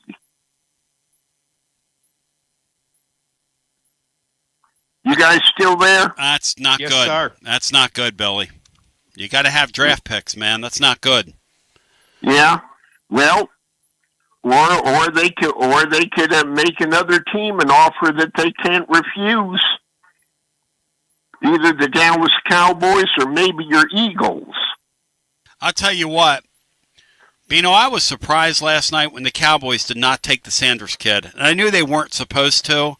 But Jerry Jones does harebrained, emotional things like that when guys fall to him. Yeah. And I know they were saying that he wasn't supposed to because this kid apparently scared everybody off. What must he have done in these interviews, Bino, to go from a mid-first round pick to talking his way into second round money? What must he have said? The Steelers need a quarterback. Yeah, I don't know, Tony. I don't know if it was something that he said or just the doubts about him becoming a really solid NFL quarterback. I don't know. And Brian, since we're on the AFC South here, your Jags, the first round pick that you traded for the rights to get a guy that I think could be a generational player in that league if he stays healthy. It's all contingent on your health. But Hunter's such a special player. Bri, what kind of season do you think you're having this year? Will that pick be a top 10, top 12 type pick, or will you guys be better this year? If Trevor Lawrence can stay healthy, he's got Brian Thomas and he's got Travis Hunter, and you've got a new coach with Liam Cohen who's offensive minded. I think they easily should contend for a playoff berth. Bill, do you the buy division's that? Not very good. Yes. I think they should at least win half their games, if not more. Bill, I may be lowballing it. Bill, do you agree with that? That the Ravens, that the Jags will be over 500? No, I don't agree with it. But I really do feel that there's anybody that I know right now that is going to be feeling the Glenn Fry. It's going to be Brian Callahan. I know that there's at least 3 head coaches that could be facing the Glenn Fry, meaning Brian Callahan, the head coach over for the Steelers, and Zach Taylor for the Cincinnati Bengals. Tomlin will never get fired by the Steelers, Bill. Like never. As in ever. Tomlin is a survivor. Yeah, Pittsburgh doesn't fire coaches. No, he's never getting fired. That's not what they did. That's not what they do. Not who they are. That's right. But I think the only two that I know of that could be facing that the heat is going to be on is going to be Callahan and Taylor. Bill, it's going into this season. Bill, it's an excellent phone call by you. Anything else you'd care to add? Incredible. Okay. I'll tell you another team that I'm going to give an A+ to, and that's the Sin City Raiders. That they drafted that talented running back out of Boise State. Bino, I don't know he about appears that. He appears to be a stud. That's high. That's going against the grain. Yeah, that's high for a back. That's old school. He's a hell of a player, though. He's hard to get on the ground. I know that. He's going to be fun to watch in that league if he stays healthy. There's two things that I did last night. I watched the NFL draft, and I watched my nephew Jesse do his news anchoring thing on Channel 12. Bri, and I'm also going to give him an A+. Bri, this is the part where the call gets long in the tooth. Thank you, my friend. Good to talk to you. 865-200-5402.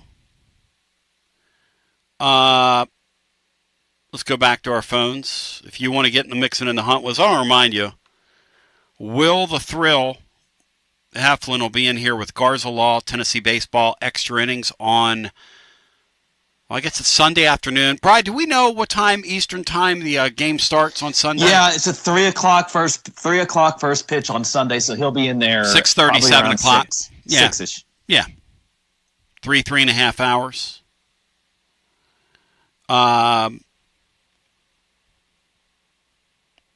What do you think, Bino, about the series? Our baseball team's got me a little worried, but a little worried. I'm going to be honest.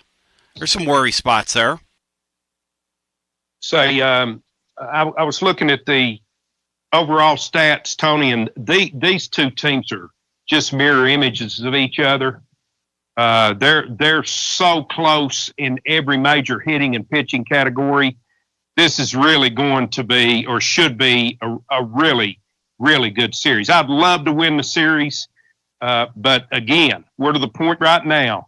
We're in series like this. Don't get swept, and then come home and start defending your home field better than we have in the last two series, obviously. No doubt about it. Right now, you look at the way the league's going. Tennessee's schedule a couple weeks ago looked, whoa, we're going to blow through this thing. You go out there against A&M, you blow that team out on Friday night, you no-hit them, and then from there you've lost 4 or 5 in your building. That's a crazy sport, man. You cannot make that up. And the 4 of the 5 were against an A&M team that you had left the night before for dead. They turn around and sweep you. And then that Kentucky bunch, who looks like they shouldn't be able to stay on the field with you. Weird, weird, weird sport. And you hope it's just a blip. What'll be interesting to see is what are they going to do with Russell going forward? Do they reintroduce Levi Clark into this deal going forward? He was a very good swing he put on the baseball the other night in the run rule game.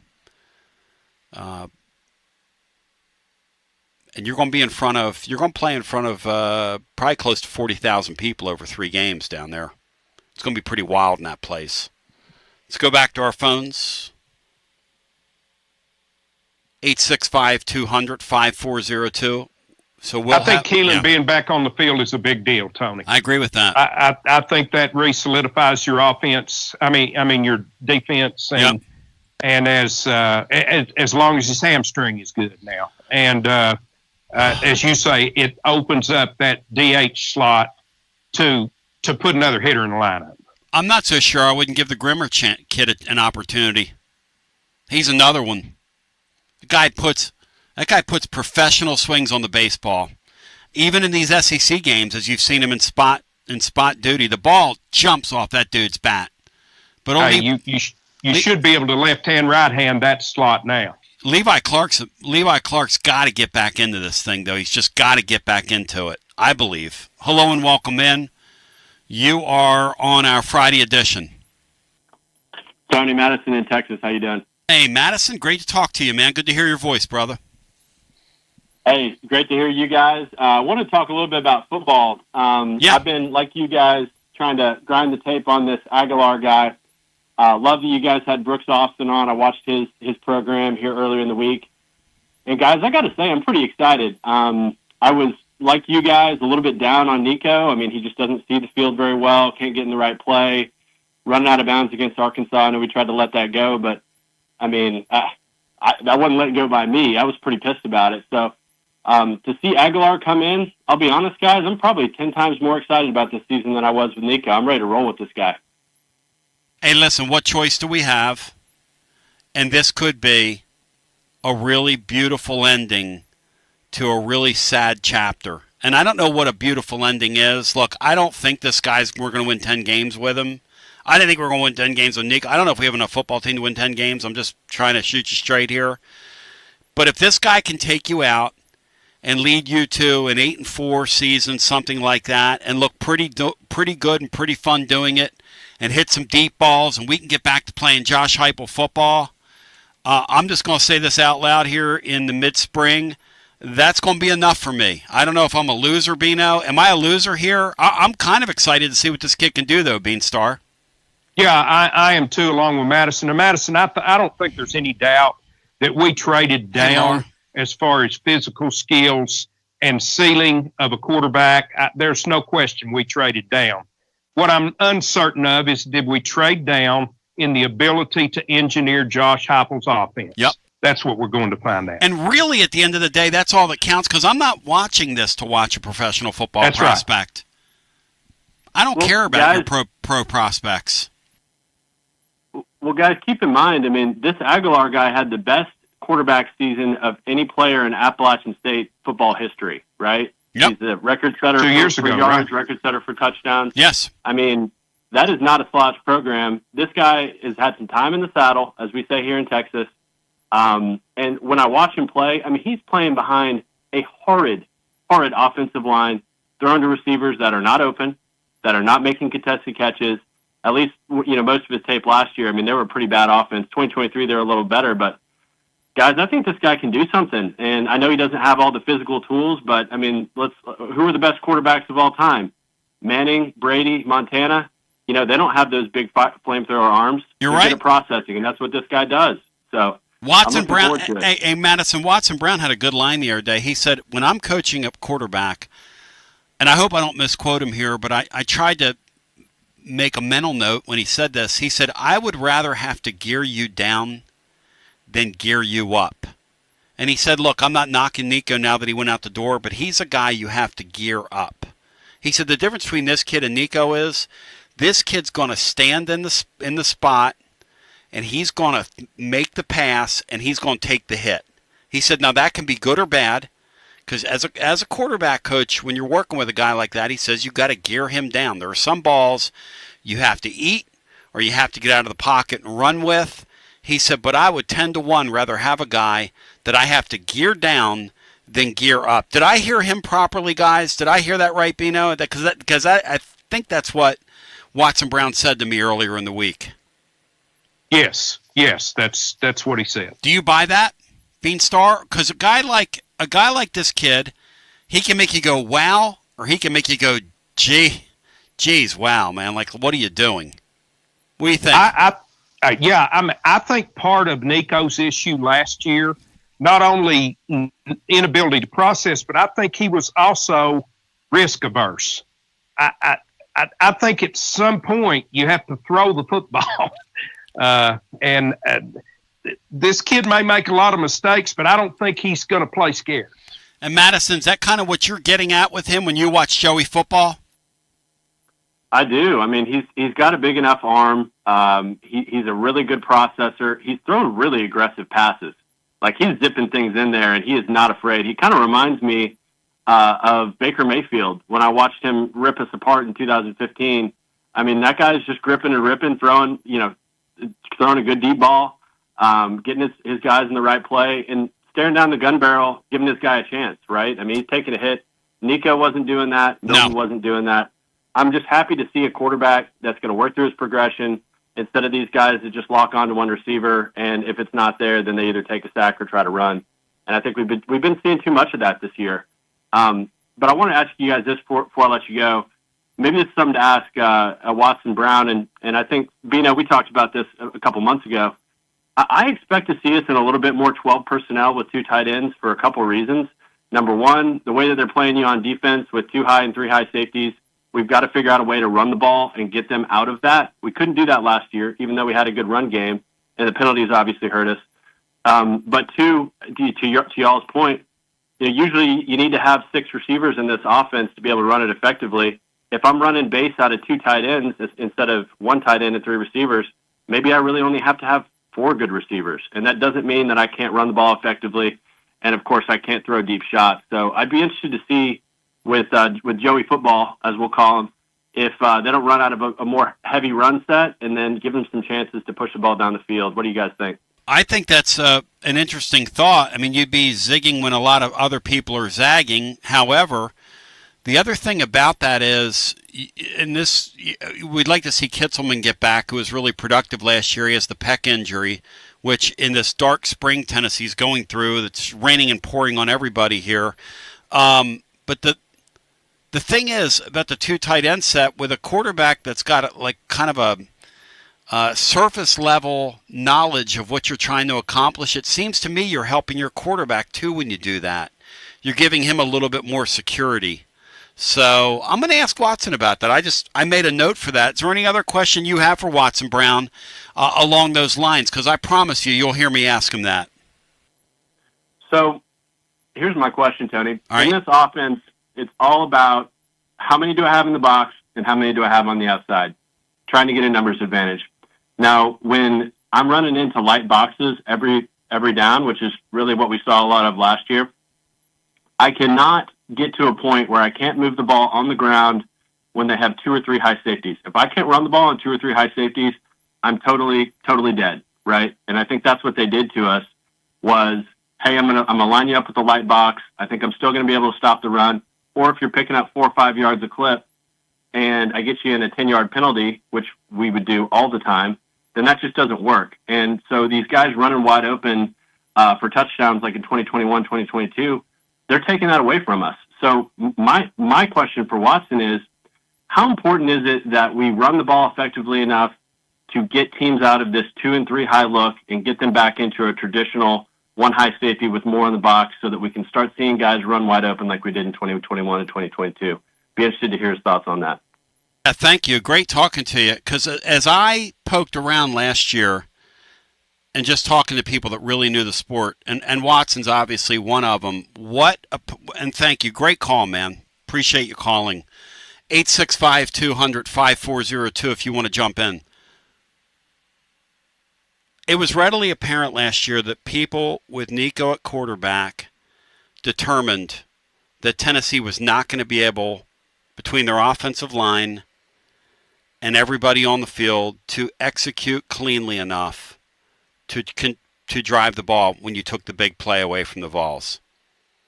And everybody after Oklahoma said, we're just going to take the big play away from you. And if you can get down the field on 12 plays, you're going to get down the field on 12 plays. You're going to score. And if you can execute in your running game, you're going to execute in your running game. It was alarming to me, Beanstar, how many times we shot ourselves in the foot with the obligatory, it got almost comical, the obligatory ineligible man downfield, which you see that called very little in the modern game. You saw it called a ton on the Vols last year.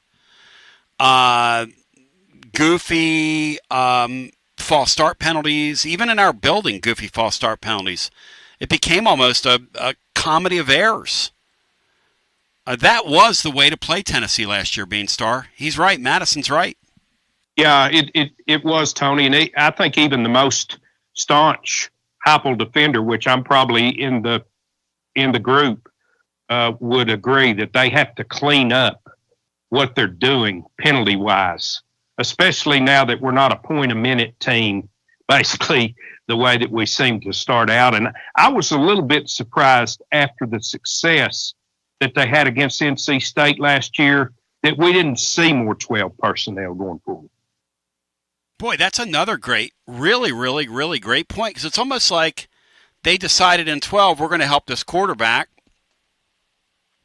and then they sort of went away from it. 865-200-5402. We're going to continue on the other side. Man, the pollen here, it is rough stuff. We'll do a TLD Logistics Overdrive overtime as well. I want to remind you, following the game on Sunday, it's Garza Law, Tennessee Baseball Extra Innings. Will Heflin will be right here. As soon as that one goes final Sunday night, roughly 7 o'clock or so, it's a really, really great look at the weekend, takes calls, and Will's going to get more and more and more and more comfortable. I've done something to Will that I didn't even have done to me when I was young in the business, which is put a board in front of me, make him execute working the board, for those of you that are in the deal, and then making him execute everything that goes into hosting a talk show.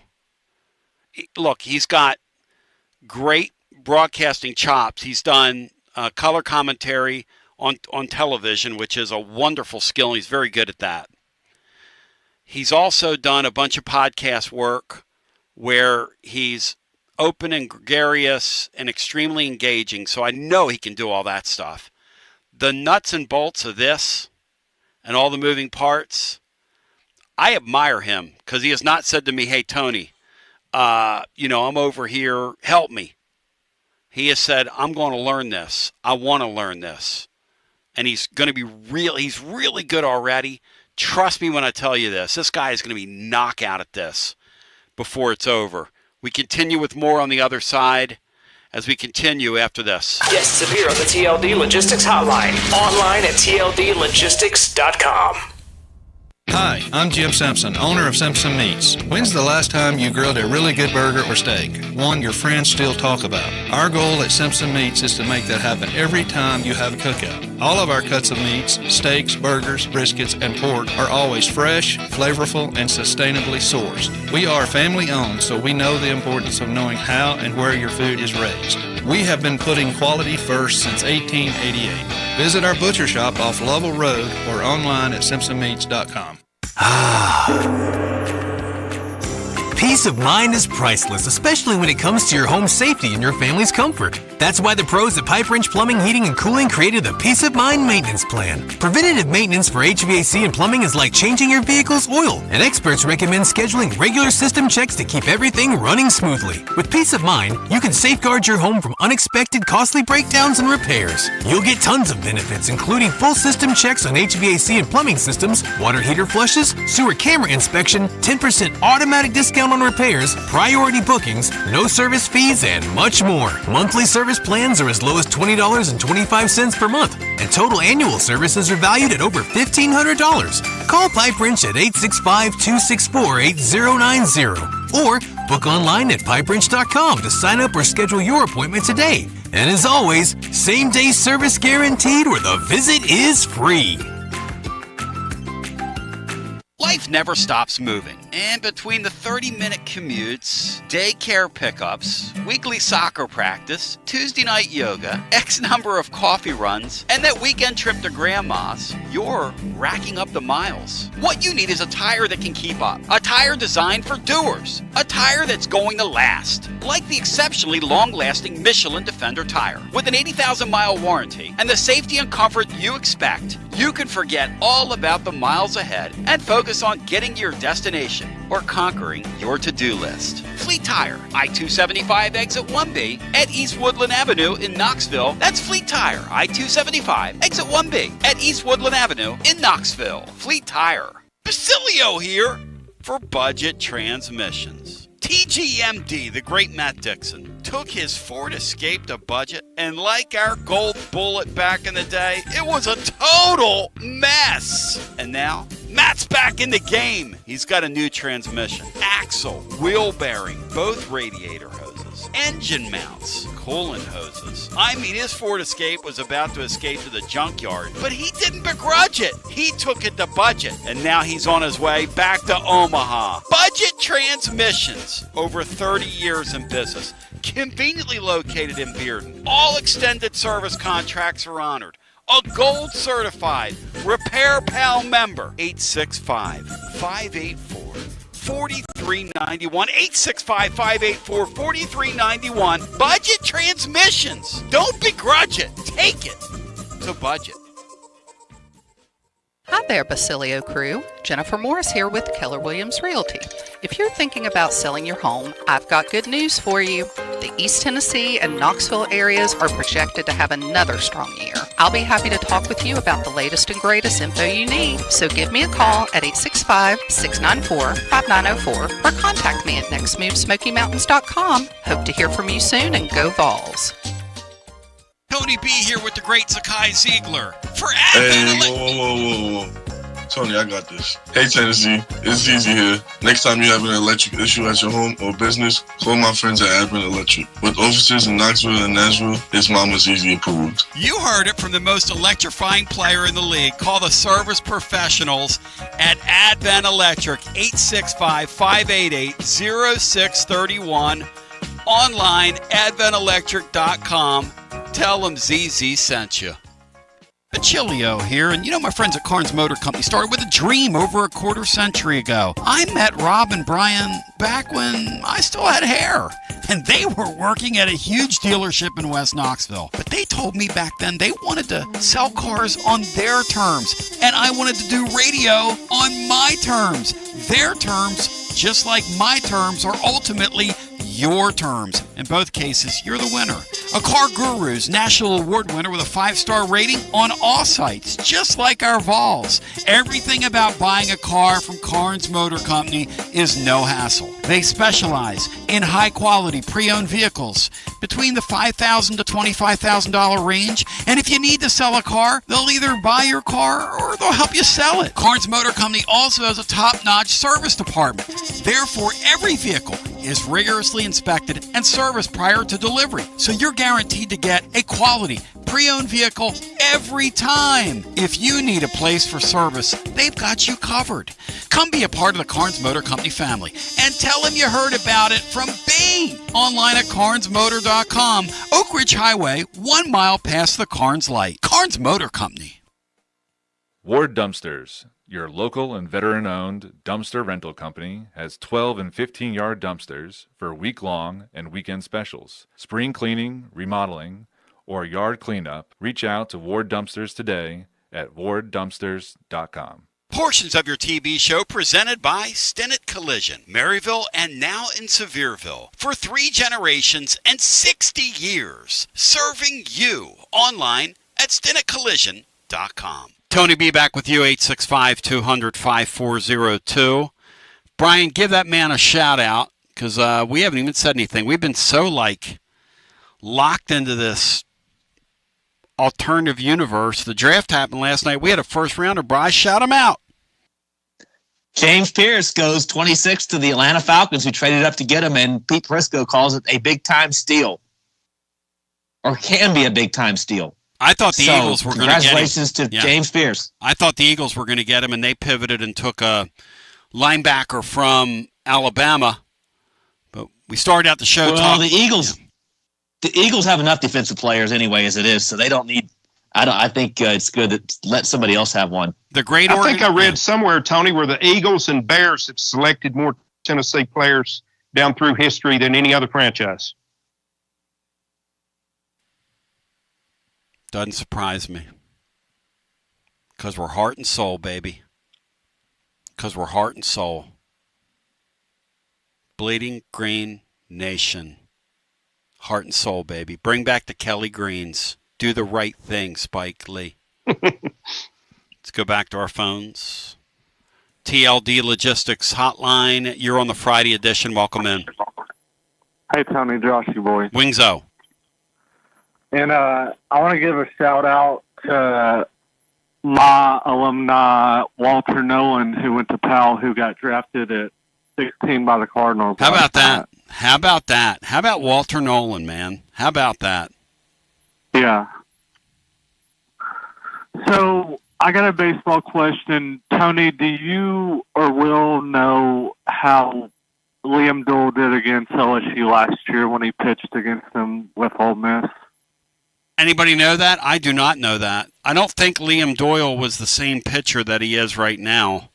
Right. But I do not know how he fared against Ole Miss. Let me text Willie and see if he knows that, and you continue with your call. Go ahead. Do you know anything about the LSU pitcher who was pitching game 1 tonight?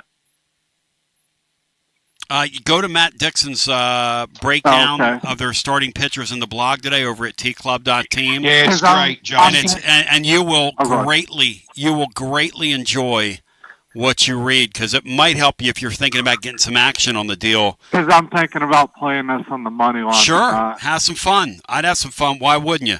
But it breaks down the entire lineup. Yeah. It's really good, Josh. Very You good. need to check it out.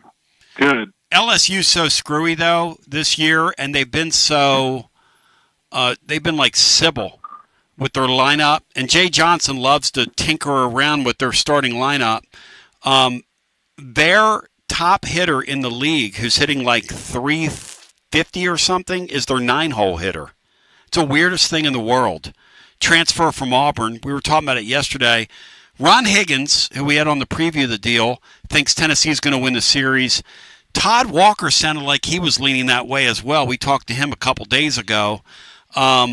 Look, these two teams are going to fight it out. This is going to remind, I think it's going to be close baseball. It's going to remind us, I think of the Ole Miss series. It's going to be a hell of a battle, man, in front of big crowds.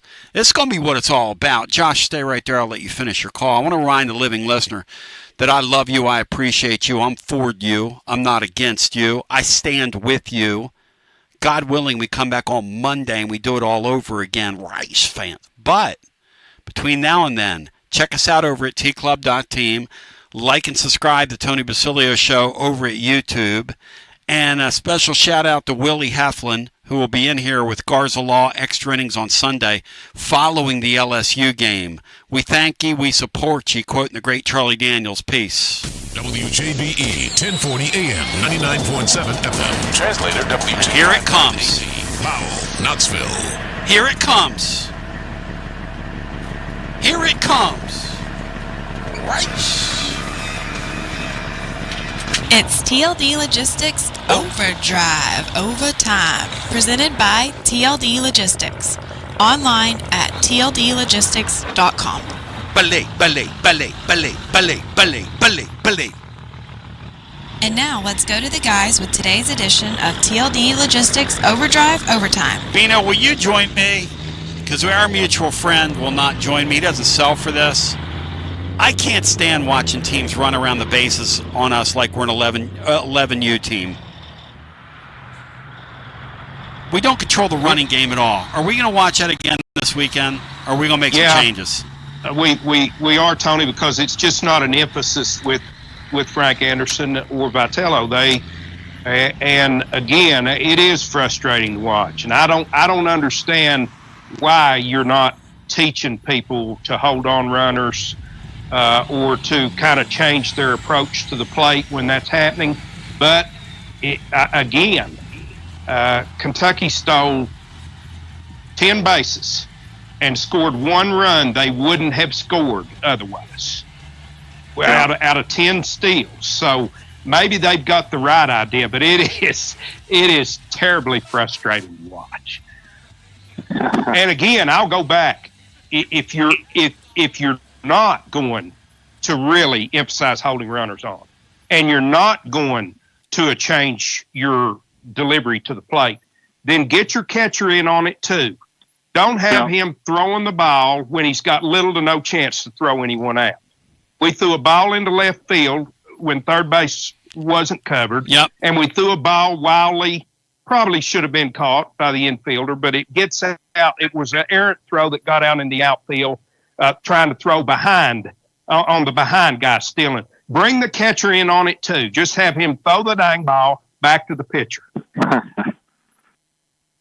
Pretty incredible, Andy Mack. So, Tony, what do you think about Heupel? Do you think small things like him not getting on officials and not going heavy in the portal and not firing in any of his assistants, do you think that could get him fired like you and Bronny were mentioning yesterday? And my question for you on the way out, Cone, Bino, and Bronny, you can answer this. Do you think Cam Ward is going to be a bust, or do you think the Titans may have found possibly their franchise quarterback? Have a good day. Thank you, brother. I don't know about Cam Ward. I have to see it. I do think he's got some arm talent, and I do think that he did some impressive things at Miami last year. I'm a wait-and-see guy on Cam Ward. I think Jackson Dart's going to be a really nice NFL quarterback. On Heupel, it's pretty much this simple. You're either going to, at this spot, win games or not. And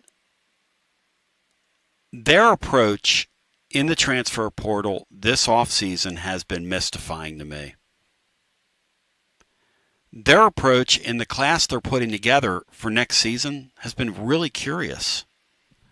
X talked about how their junior day, most of the visitors were for the 2027-2028 classes, with 2026 coming up. And it's curious. I mean, it's odd. And yet a decommitment the other day, and you've had so little activity in the transfer portal. It just doesn't feel urgent. And maybe he's right. Maybe Josh Heupel is going to be proven right on this. I hope he is, because I like him. I'm rooting for him. Brian, Liam Doyle last year, or you got some stuff you said. Share with us. Yeah, he pitched 4 innings against them. He gave up 8 hits, 4 earned runs, no walks, 4 strikeouts. His team lost 4-2, and Liam Doyle was saddled with the loss. He's a completely different pitcher right now, Bino. Isn't that amazing what Frank does when they get him in the dip? Yeah, he's a magician, and that's one of the reasons that I don't question too harshly the way that they handle the running game, because every other aspect he improves pitchers drastically. So he's doing a whole lot right over there. One thing, Tony, and I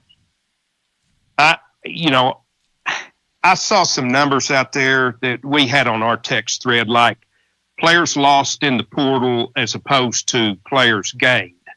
And ours looked real ugly, like 21 lost and 4 gained. The real number is how many potential contributors did you lose and how many did you bring in? And you need to have a plus in that column. I'm not sure we have a plus in that column, but we dang sure ain't minus 17. Back to the phones we go, 865-200-5402. It's TLD Logistics Overdrive Overtime. Hi, welcome in. You're on the air. How are my friends compatriots doing today? What's up, pretty good. Everything's great, brother. Just trying to stay dry. It's monsooning at my house, Rocky Hill. It's absolutely pouring. So I'd like to talk a little bit about Steve Kiner, if that's okay. Condolences thoughts and prayers to his family. He was one of my heroes when I became a Vol fan. And I'm sitting here looking at a 1968 media guide that the late, great Haywood Harris and Bud Ford gave to me when I was working over there, and I'm bringing that to Calhoun's next week. I'm coming full uniform next week, Tony. Coonskin hat, dispatch pouch, and flag. And I'm bringing this media guide with Steve Kiner in it. And but I'd like to tell you a story about how we talk about now how we win, and it brings students here and enrollment's going up and all that. Well, it was happening back then, and it happened with one of my best friends I met in college and became a fraternity brother with. In 1968, on the freshman roster, there's a man named Glenn Evans from Tampa, Florida. He played at a competing high school with Kiner in Tampa. And one of my best friends, Rusty, who's 2 years younger than me, he came up here to see his brother Glenn in 68. And I was 12, didn't know this man, this boy. He was 10. And he became a UT fan, and his whole life growing up in Tampa, around all these Florida fans and everything else, he came to UT because his brother played only the freshman year, and he was one of those guys that college wasn't for him. But because of the experience he had going through Gibbs Hall, which was brand new, talking with Steve Kiner's family, and his brother being up here, one of my great friends came up here, and that's just a story of how UT football and sports can attract people from all over. And there's stuff in this media guide, Tony, that you're not going to believe, and I'll bring it next week. Bino, do you remember a defensive position we had in the starting lineup then that you never hear about today? The name of the defensive position. No, you'll have to help me, W. Lynn. Monster Man, Nick Showalter. Yeah. Mm-hmm. I love that, Monster Man. Bino, was that kind of like a nickelback? He was kind of a linebacker, but kind of a strong safety. Absolutely. Do you remember that? That's the hybrid that was. Tony, have you ever heard that, Monster Man? Tony stepped away just a second, W. Lynn, but yeah, the terminology is different, but it's the same thing basically. Mm-hmm. But one thing I looked about Kiner's career here that's amazing is his 3 years in SEC play is 15-2-1. Well, if you transfer that to like an 8-game schedule, that's 21-2-1, which is outstanding, And you and I know this, Bino, because this is where we became fans. But I mean, we were going to major bowls every year. That was just part of it. And that 69 year, I love the way you said that, Dick. He was coaching both teams because we're the last SEC champ ever. And this is a Tennessee, a part of your government experiment, Bino, maybe, if it goes back that far. We didn't get to go to a big New Year's 4 bowl. We had to go to the Gator Bowl as SEC champ. You remember that, don't you? I absolutely remember that, and play a SEC opponent. Yeah, it was just a nightmare. It was the 38-0 loss was bad enough to Ole Miss, but the way that ended, because I thought, well, maybe we'll still go to the Sugar Bowl and all that. No, none of that happened. And but I mean, those 3 years Kiner was here were just unbelievable. And there's a funny thing in this media guide, Bino. It says Richmond Flowers is competing in the 68 Olympics, therefore bypassing his football season, and he'll play his final year of eligibility in 1969. Well, we know that didn't happen. He came back. He won the Alabama game. He scored the touchdown to win 10-9. You remember that, don't you? I do. So I guess Richmond Flowers came back from the Olympics, and Dickie said, "Get your uniform on. We need you." I've never heard that, and that's what it says in the media guide. He was going to bypass the season, So that's one of those tidbits you see going through an old media guide. I love stuff like that. You still have that, W. Lynn. Yep, he took us under wings. I look forward to seeing it. We went under wings right there with W. Lynn. Let's go under wings now, and then we'll go back to the phones. But Will Heflin, who we've been promoting it all day, Garza Law, Tennessee Baseball Extra Innings. Bino can't believe, Will, I've thrown you into the deep end to host the show. What's gone through your mind, man, when you're sitting in here and you're right after the game's over, and Are you thinking to yourself, what's Basilio doing to me? Are you enjoying this a couple weeks in? Talk to me, Will. Yeah, it's been fun. We've done one after a series win, which was fun, and one after a series loss. But that was also Easter, so yep. That whole day. Well, the first one was Masters Sunday. Yes. So that was kind of a whirlwind. This one is a big series. It's a 3:00 game on Sunday, so I imagine we'll be, somewhere between 6:30 and 7:30 going live. But, hopefully it's a win, but should be the most normal one yet. But it's been fun to talk to people and kind of get that, your reaction is different within 30 minutes of the final pitch versus when you've had a day to mull it over and kind of zoom out. You get a more, just knee-jerk reaction, if you will. Yeah, it's a lot more acute, right? When you're, and then people will cool off and they'll go, "Guy, I was kind of hard on whomever." Or you think of things and you kind of go, "Man, I wish I'd have said that," or "I wish I would have praised this," or "I wish I'd have praised that." Sitting in the chair is it's very hard after games. You're doing really, really well. I was telling people I'm really high on where this is going to head. So, Liam Doyle, a caller was asking us, I think it was Josh, was asking us about, just the difference. Last year he went down there and or pitched against them. It was either in his building or in that building, but Matt Dixon documents it today over at tclub.team. They got kind of roughed up and got beat. What is different when you look at Liam Doyle from last year to this year in terms of him getting the ball on Friday night against these guys? Well, he's better at navigating lineups and being ahead more often. It looks like he's less scared of, not that he was scared of contact before, but it looked like, every pitch he was trying to make was with 2 strikes. And, strikes are big, and he's able to mix in off speed more. And he looks like he's in better shape. The velocity's ticked up, and he just looks more under control. And I think a combination of all those things takes a guy who was really, really good at times, and you could see the talent, but it was hit or miss, and it was kind of a roller coaster to, he still pitches with emotion, but he's really kind of settled into that Friday role in that he's just trying to get Tennessee into the series and throw up as many zeros as possible.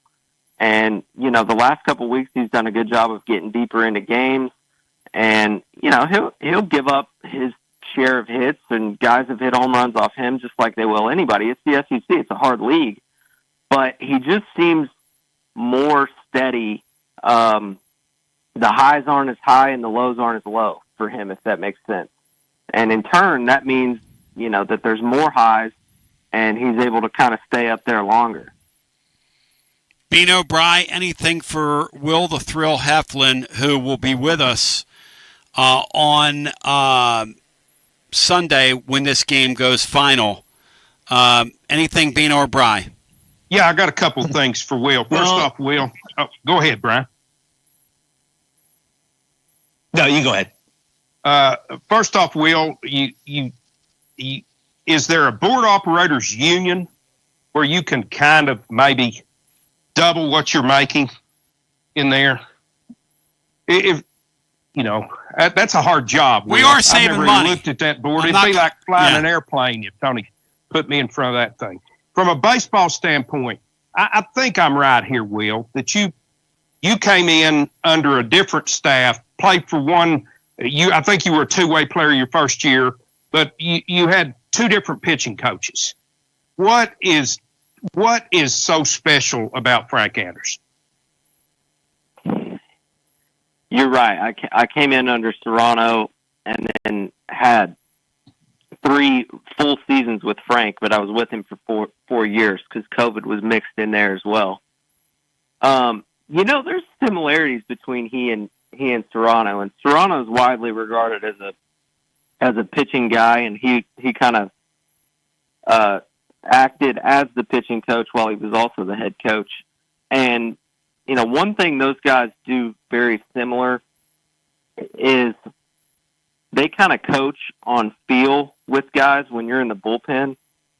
And when you're not actually on the mound throwing, they like to use the data and get very technical and have that modern pitching approach. But when you're just in the bullpen getting work in, it's a lot based on feel and how it's coming out, what you're seeing. And they're both gurus at calling the game. And then one thing that makes Frank what Frank is A, he's really good at identifying arms. And, it's easy to go get a guy who's throwing 100. Like, everybody can see that. But they've had a couple guys come in who maybe weren't as highly recruited that just blossom. And they have a really good eye for talent. And Frank gets guys that compete and throw strikes. And so that's part of it. He gets really good pitchers. That makes his job a little bit easier. But he's the best in the business at letting guys be themselves. So, he's not going to tell a guy, hey, you need to throw more over the top, or you need to throw sidearm, or you've got to throw a slider. Like, he truly wants guys to find the best version of themselves, and he coaches you to be your own best coach, if that makes sense. And that clicked for me. I love that. I'm not going to sit here and say that works for everybody. There's guys who I've played with, it may not have been very long, who would tell you that, Frank and them weren't the best fit for each other. And that's okay. Like, I wouldn't have been great. A lot gets made about the lab at Wake Forest, and those guys love the analytics, and Vanderbilt's gotten really advanced with their analytics, and they kind of, live and die by what the systems are telling them they should throw, and they mold their guys to be that way. I don't know that I would have been great under that. But, guys have certainly had success in that way. And so I think, it's an inexact science, both recruiting and coaching. And one of the things that makes Frank is that he's never cookie cutter. Like, he's not going to coach one guy the same way he would coach another. Like, me and Ben Joyce didn't need the same philosophy when we were trying to figure out how to get guys out. And so that's the long-winded way of saying, man, he just gets it. He really does. He gets it, and he gets the best out of his players because he really learns them and figures out what makes guys tick. And Toronto was kind of the same way, and that's why he's had success everywhere he's been. Both at Tennessee made strides, didn't get to where he wanted to get, but, from what he took over, it was certainly better when he left. And then he's had a lot of success at Johnson just down the road. And he's a guy who's, he's turned down Division I jobs probably every year since he's been there. He just likes what he's doing. So I got the utmost respect for everybody I played for. And I always tried to be coachable, and, I believe what they said. So I think that was part of what allowed me to have a good experience. Bronny boy, jump in here with Willie. Well, you've faced LSU in 2018, and you got in one inning in the middle game. What was the experience of playing in Alex Box like, and what would you tell the players on this team that have never been there before what to expect? Yeah, thanks for bringing that up. The big sign they have out in right field with the tiger face on it? There was a ball that just peppered that sign. I love it. I really appreciate that. I'm just kidding. That was I think LSU swept us that weekend. It wasn't great. But Alex Box is a top 3 venue in the sport. And I would put the dude in Starkville and Baum Stadium in the top 3 as well. And I think you could argue which order those should go in, and I don't think anybody would be wrong. But, the history of winning they have down there, and their fans know the game, and they're used to winning down there. They have a good time. They like to lather up. But it's the sound there is a little different than, say, Baum Stadium, because there's a lot of metal in the outfield and kind of down the line, so there's an echo there.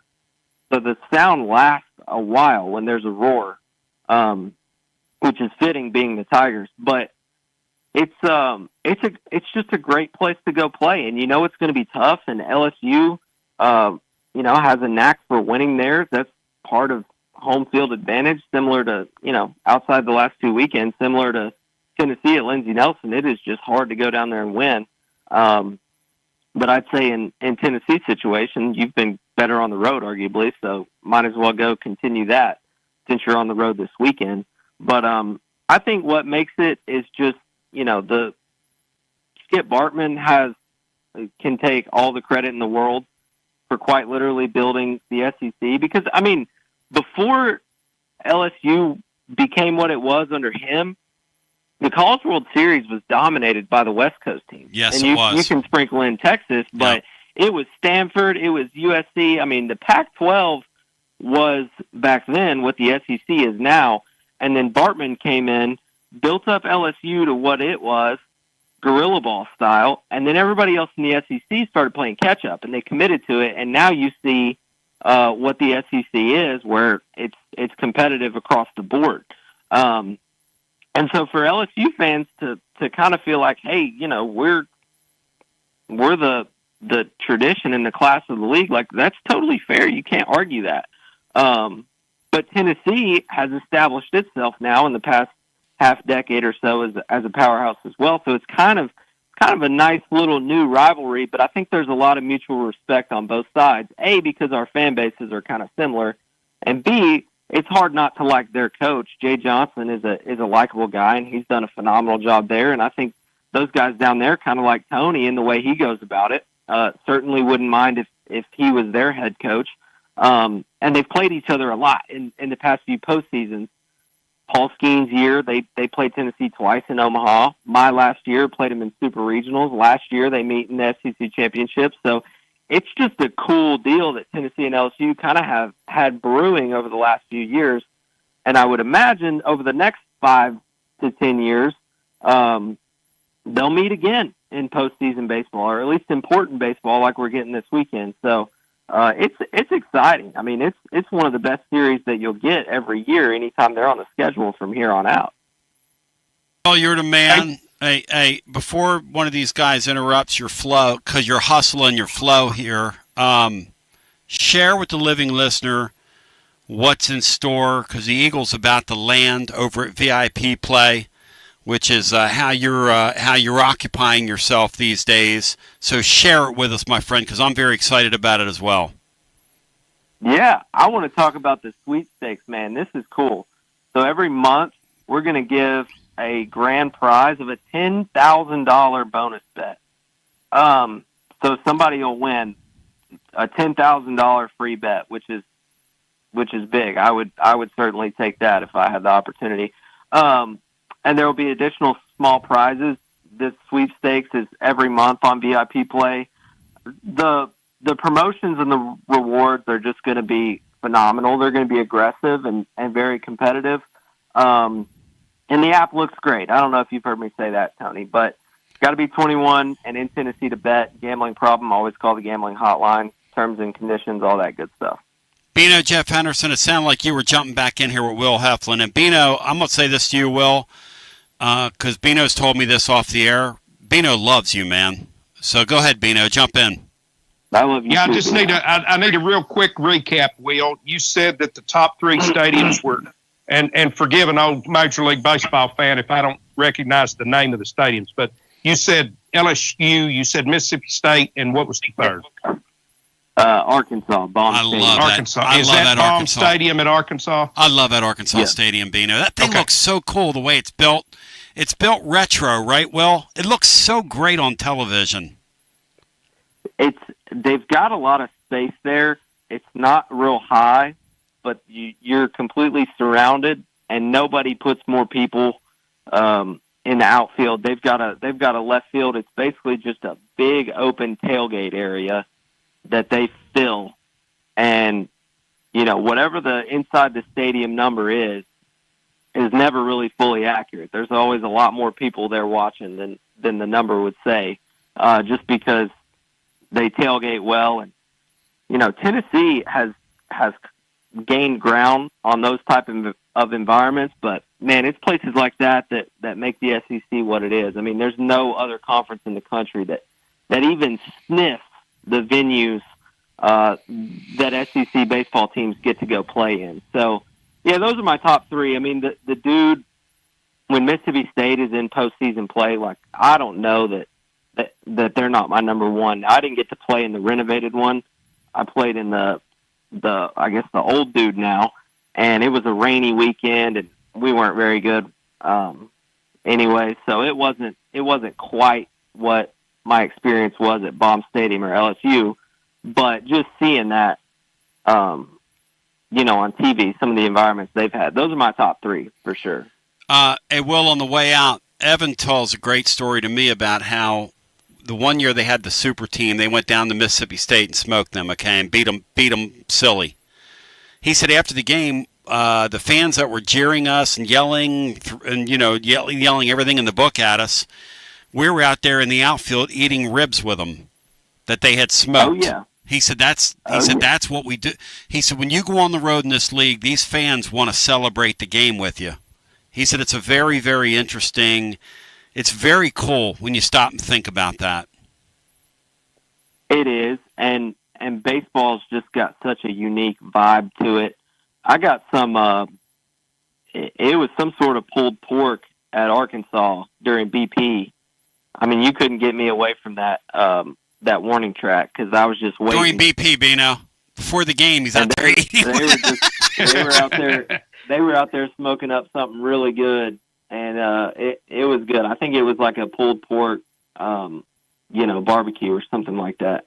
I'm not a meat expert per se, but yeah, I mean, the fans are competitive. Like, they're going to cheer against you, but teams that go play with class in Tennessee, for all the stupid narratives that they get around them, have always had really, really, really good dudes who, between the lines, are killers, but, I don't want to say choir boys, but it's just a bunch of good guys. And when they go around and they're in these other cities, they represent the university well, and Tony Vitello has done a really good job of just having a culture of guys that do things the right way. And so when you go to a place like that, and they treat you well after the game, and you got guys like Kirby Cannell making friends and being nice to people, that's what the game's about. Like, that's what makes it fun for everybody.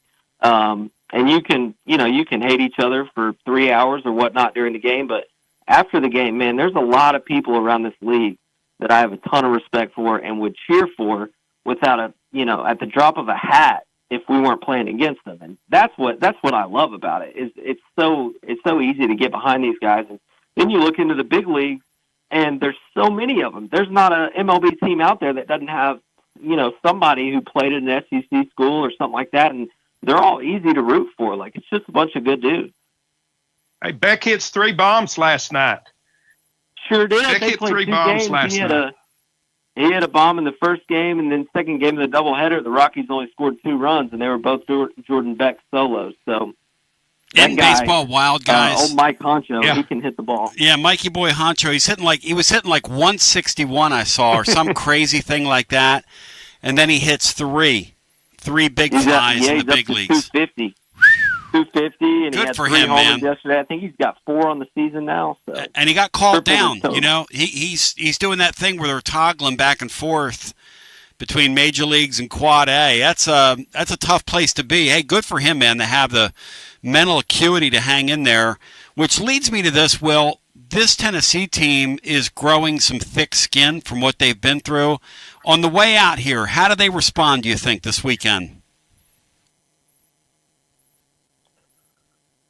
Man, I really feel like they're going to win the series.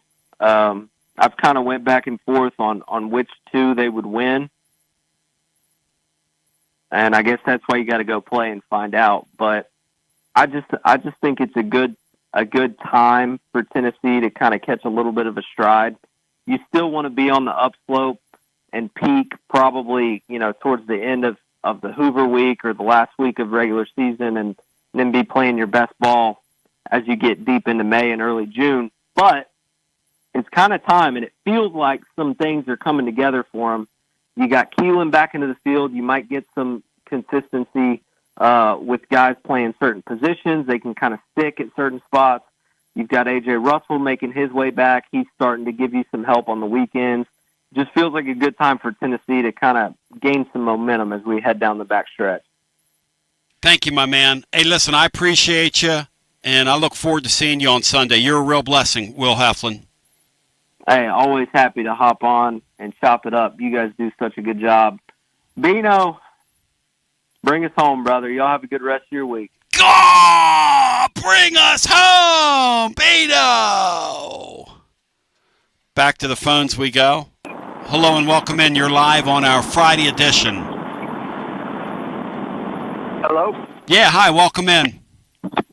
Hey, Tony. Hey, Dino. How are y'all doing today? Sounds good and rainy where you are. This weather's really something, isn't it, today? I think Noah's Ark's going to make an appearance at some point today. Well, let's hope not. I had a question. You know, we were talking about Nico and about him being a slow processor, but, like, we never really have gone into why that might be. And here's just a thought. Maybe it's just totally out the window, but, you know, he's Polynesian from Long Beach, California. I'd always thought maybe during some games, is there any chance that he was smoking on the papaya? And that kind of brought his processing and his senses down a little bit. To be honest with you, I've never heard anything like that about Nico, that he was, and I'm being 100% serious with you, I don't think he's a party guy at all. I think he's a very, very, very 1,000,000% straight-laced kid who took really good care of his body. And I know internally Tennessee had a lot of respect for that. So, no, I do not think that was the case with Nico, even one iota, not even a little bit. Okay, well, good deal. I just thought it was something to bring to light if there was anything out there. No, but, no, sir. Listen, and I appreciate the call. Thank you. I think his father has a lot to do with the slow processing. I think the father being so heavy-handed on him, I think the father's going to swallow him at UCLA if the father doesn't learn the lesson and get away from his son and let his son grow up. He's going to swallow him.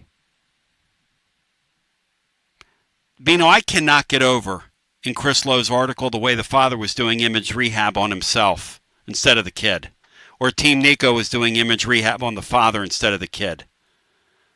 Who in their right mind would want it was the kid's idea to skip practice that day? Who in their right mind would want that when your son has potentially a billion-dollar future in the NFL? If it went unbelievably well for him. Would you ever want that in print, Bino? That your kid is the one that decides? I mean, that's ridiculous. I feel badly for everyone in this situation except the father. I have no sympathy for him. I agree with that. And the more I hear about it, you're telling me that it's not about money, and you're moving him because his supporting cast isn't good enough. He's not protected good enough, and you land him at UCLA? Come on. Yep. Get out of here. Let's go back to our phones and get our next call in. And I'll be honest with the last caller. If I thought that was the case, I would dead level tell you the guy liked hippie lettuce. Never heard it about him. Hello and welcome in. I'll tell you this. Yeah. We have many more weeks like this one we just had. I may smoke a blunt. Hell yeah. I agree with that. So, Lance and Lauren, if you are packing tonight, let's go out back of the venue because Tony Basilio wants to get lit asunder tonight. Hello and welcome in. You're on the air. Gino, oh, you got a breath in. You were breathing like a creep. You are creep. Hello and welcome in. You're on the air. Hey, Tony, it's Rusty. Hey, Rusty. Good to talk to you, my friend. You too, brother. I I want to start this off by saying it turns out I might have been a little wrong, and that doesn't happen often. I'm usually spot on and almost always right, but it turns out I might have been a little wrong. Talk to me here. What's come to light here? Talk to me. I went back and rewatched the all 22s from pretty much all the games last year, just because I was pretty staunch in my opinion. There clearly was some not processing, not seeing that there were guys open a little more that he never even threw the ball to. Now, defense has definitely changed against the way they played Josh Heupel's offense. There's no doubt about that, which is why the running game was so productive. But there was a lot of missed stuff. There was throws he threw that just missed. The squirrel throw in the Alabama game is just unacceptable. There was one to squirrel in the Arkansas game that was a deep shot, a much deeper shot where he had to really turn it loose and he still overthrew it. Just there were issues. There were big time issues. I think the processing thing is because going back to high school and all the football he's ever played in his life, it was either 7-on-7 drills where there is no worry about a pass rush and you're just throwing the ball downfield to get the dudes in coverage, and it's simple. And then in games, he was so superior athletically to everybody he was playing against, he didn't have to process anything. He threw to one guy in high school, or he just took off and made everybody else look silly. So there's your learning curve when you don't have to go through things and process. It retards the progression of getting better at those things. Guys that have to struggle sometimes get better at progressing faster, and I think he's way behind in those parts of his game. I don't think it's something he can't get to, but I think he's just way behind, and he may not have got there this year. So I do retract after watching more that there was issues. Well, and I was a complete ass toward you last Friday, so well that's never happened before. So yeah, that's first time for everything. That's see that being, but you know, Rusty, I think I feel the more I've learned about this situation this week, the worse I feel for that kid, because I don't know that it changes for him with his I don't know that he's the only way is if he gets to the league and they can get and that team basically can block out all the other outside influences in his life, because it is different there, because you have a real agent that has to be a registered agent that's a grown up. That's right. You have a team that you have to obey. You can't just jump and go wherever you want to. That's the only way I think it's ever going to all come together for the kid. But he's got all the talent in the world, but who knows where it's going to be. But moving on from that, I wish him the best. I hope he has a great career and gets away from the bad people in his life. But if he doesn't, so be it. Quarterbacks, as you're saying, have to be held to a higher standard. If you find out your quarterbacks, even if it's not him, if you find out his people are out there doing stuff, you're right. You got to cut bait. But the bait should have been cut a long time ago. Yep. That's my only argument. I fought you on that, and you know what? I don't know if you were listening the other day. I shouted you out. I said, he was right. I heard. The dude was right. You were right. Hey, listen, in December, I find out you're negotiating with Ole Miss. You get your shit and you get out of my office. We got nothing to talk about. No, I'm done 100%. with you. I'm done with you. 100%. I think the problem, though, is, Tony, I think it's happening with basically every kid that's got representation at every position, quarterback, wide receiver, water boy. I think all their people are out there shopping him. I'm guessing the people around that kid were just doing it more sloppy than anybody else. I don't know. But and that really falls back to the only way we're going to solve this, or the easiest way to solve this, is not to make the players employees, not to do anything inside the university. Just have the NCAA come out and openly admit NIL is pay for play. It's pay for play. We're paying these kids NIL to have them as a player on our teams, on our university's team, and say you can sign them to multi-year deals that bind them, and you're tied to them too. You sign them for a 3-year contract. You got to pay them all 3 years. You can't cut them. You can't tell them to go down to 1AA if you don't like the way they're playing or whatever. You can't kick them. You owe them that money, but also they can't go make money anywhere else. That's the only way. If the NCAA says we're going to admit it's pay for play. And that really Rusty, I've been reading a lot of Matt Hayes' stuff this week, and he's basically gone off on the current system, and he makes some sense to me in it, basically saying kind of what you're saying, but you have to make it monetarily. You have to hurt people monetarily if they leave when they're basically under contract to you. Yep. And he also said that major colleges need to have basically a luxury tax that they pay to these Division II schools and things that are developing players that they're just stealing. That's a good idea.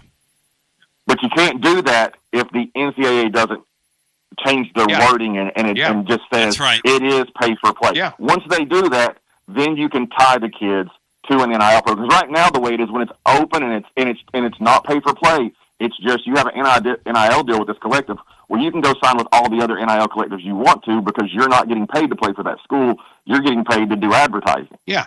So that's what they got to change to make it to where you can bind people. Now, as far as where we're at in the future, the players that have worked under Heupel in his offense are not the two guys who had the rocket arms. It's not Joe Milton or Nico Iamaleava. It's not guys who can throw a football through a brick wall or throw it 85 yards. It's Dylan Gabriels, the Milton kid. It's even Hooker. Hooker's got a very, very good arm, but it's not like a world-class arm. But what it is, he throws a very, very soft, catchable, deep ball that guys can run under, and it's always getting to them in stride. And I think if you watch the film on the game-winning throw the App State kid made against East Carolina, that throw is one that just, it's absolutely super. I encourage everybody, go watch Brooks' tape, watch the last play of that video where he throws the most perfect ball when the receivers turned one way and he throws it to a slot knowing I'm going to float it, it's going to be soft, and all he's got to do is just put his hands out, and that's that quarterback may fit Heupel the way a Dylan Gabriel did. I just don't understand the fascination with everything's got to be a 5-star. It's got to be functional. Everything, Rusty, doesn't have to be a 5-star. Has to be functional. No. Nico did not fit what he's doing. Nico doesn't like to run with the football. I mean, I don't know. I will say this. Yeah.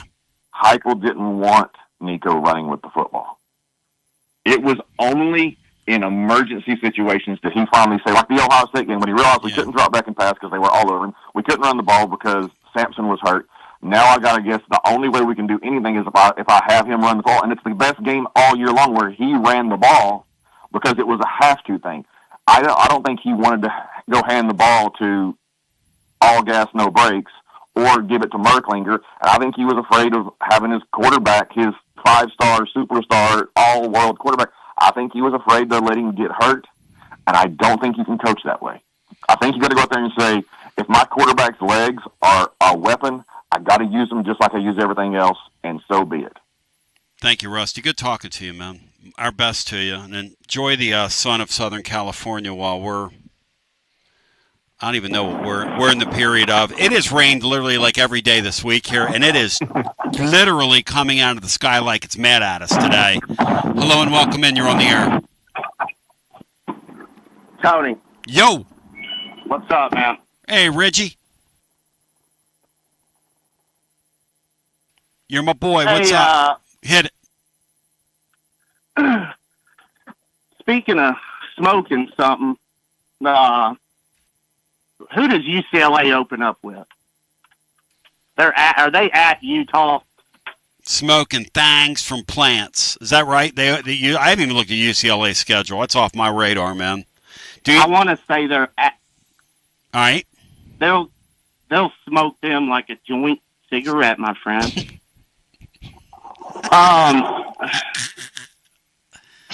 Bino, would you say he said to them that they don't know a mule or they're getting a mule confused with a horse? Yeah. The Skyriders said, we understand Ole Miss got a bunch of horses this year, and Connor told them they didn't know a horse from a mule. Listen, man. Hey, speaking of asking the great Watson Brown. Yep. Asking him, yeah, I'd like to hear some stories about, some of these guys getting their teams fired up. Because I heard at one point Jackie Sherrill, I think it was him, that he pulled a bull out on the damn field and castrated the thing right there in front of the team. I was doing radio when that happened. There were people that called the show back then, like PETA types, that were very, very, very, very, very angry with him. You remember that, Bino? That was a big deal when he did it. That was a big deal. Absolutely. Jackie Sherrill was so next level. He used to jump on with us like in the late 90s. He would come on the show. He was so... And Jackie saw the future.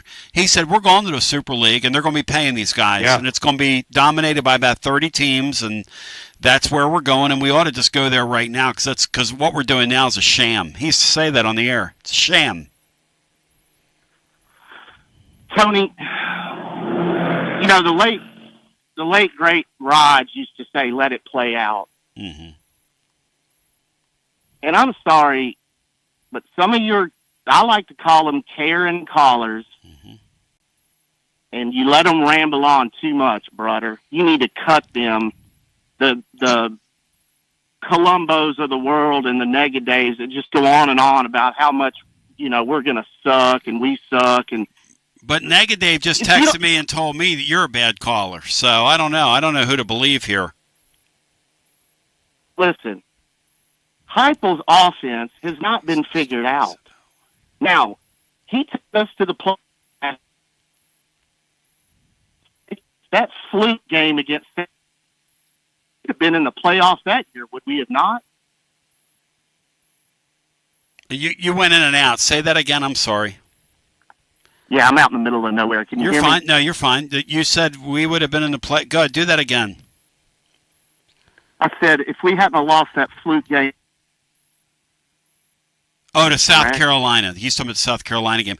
The problem with Heupel is you get the one stinker every year. Like last year, it was the Arkansas game out of nowhere, which made no sense. Arkansas couldn't beat themselves in an inter-squad scrimmage, and somehow they beat us on a Saturday down there, Bino. That is a weird thing about Heupel. And it goes back to his UCF days. The weird, odd loss, Beanstar. Yeah, that's something that we hope to eliminate from the resume. I would agree with that. But you're right. Negative needs to stick to being negative about Rick Barnes. He's good at that. And he's got some company in that, the Barnstormers. He needs to leave Josh Heupel alone. Well, yeah. Listen, man. They need the big ballers, I like to call them. The guy that was up in the suite with Peyton and them at the National Championship Series baseball. Larry Pratt. Y'all had that kid. Yeah, y'all had that cat on the other day talking about where is this Aguilar. They need to fly our plane out there. Yep. Put Joey Football on there in some pajama pants, and put it on social media. Put his dad on there. Yep. And fly them back out here and show them flying them around. Listen, man, his offense has not been figured out. Milton and Nico just couldn't hit the plays. His offense is a rope-a-dope, brother. Cool. You rope these guys in. You hit them with the little run. You hit them with the little run, and then they get caught sleeping, and you bomb it on them. And with Hendon, he hit them all, and we steamrolled everybody, including Bama. And we're going to do it again with Joey Football, brother. Ridge Runner, you fired me up, you focused me, and you prepared me. Thank you, brother, for the great weekend that is. Ridge Runner did it. That'll be it for us. We love you. We appreciate you. Thank you. Love you. Love your show. I got to get a nap, and I'm playing music tonight. And I will take a nap. You heard me right. Naps are encouraged, as we say in these parts. Brian Hartman, you got a final thought, and then Bino's got something he wants to add. Hit it. Only 8 more shopping months until Christmas. Ho, ho, ho. All right. Bino? Tony, I thought Brooks, the film guy, was fantastic yesterday. You need to have him on several times as we go toward the season. Yep. I don't know. Today kind of felt like a healing day and a turnaround day to me. I think we're headed back in the right direction. Yeah, amen. I'm ready to put the Nico saga kind of behind us. I don't know if I'm going to cheer for the kid. I think we'll all be kind of hate watching him. I feel sorry for the kid because I'm telling you, talking to people this week, it's become readily apparent to me that their side of things to Chris Lowe is pure fiction. Now, Lowe's going to do his job. He's going to write the story as they tell him. That's why that's a great piece. If you think for 5 seconds that Spire was defaulting on payments to that kid, that didn't happen. If you think for 5 seconds that that was that kid's idea to miss a couple workouts in the winter, that didn't happen. If you think for 5 seconds that that kid doesn't want to be here, that didn't happen. Any more than his brother wanted to leave Arkansas. Everybody loses in this thing. The biggest loser, though, is that guy Nick. That guy Nick is the biggest loser. He could have his own. That's what the 30 for 30 is going to be. It's going to be about that dude. He's the biggest loser. And Nick, I know you hear the content. I know you, or it's on your radar. Listen, bro. Leave your kid alone and let him grow up, man. No offense. No offense. Bino, love you. Brian, love you. Healing day. I like that, Bino. Thank you. Have a great weekend, guys. As the great Van Morrison once asked, did you get ye healed? We'll come back on Monday. Remember, Will Heflin will be lighting up the TLD Logistics phone lines on Garza Law, Tennessee baseball extra innings. Sunday night, roughly around 7 o'clock. We love you. We appreciate you. G to the B to the O. And peace on the streets and peace with Nico.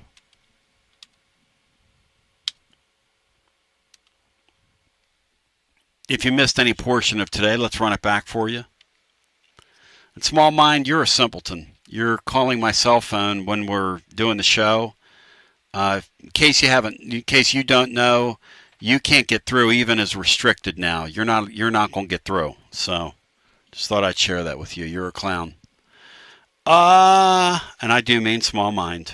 And I know it's you because, well, who else behaves that way but you? The minder. And a mind is a terrible thing to waste. Peace.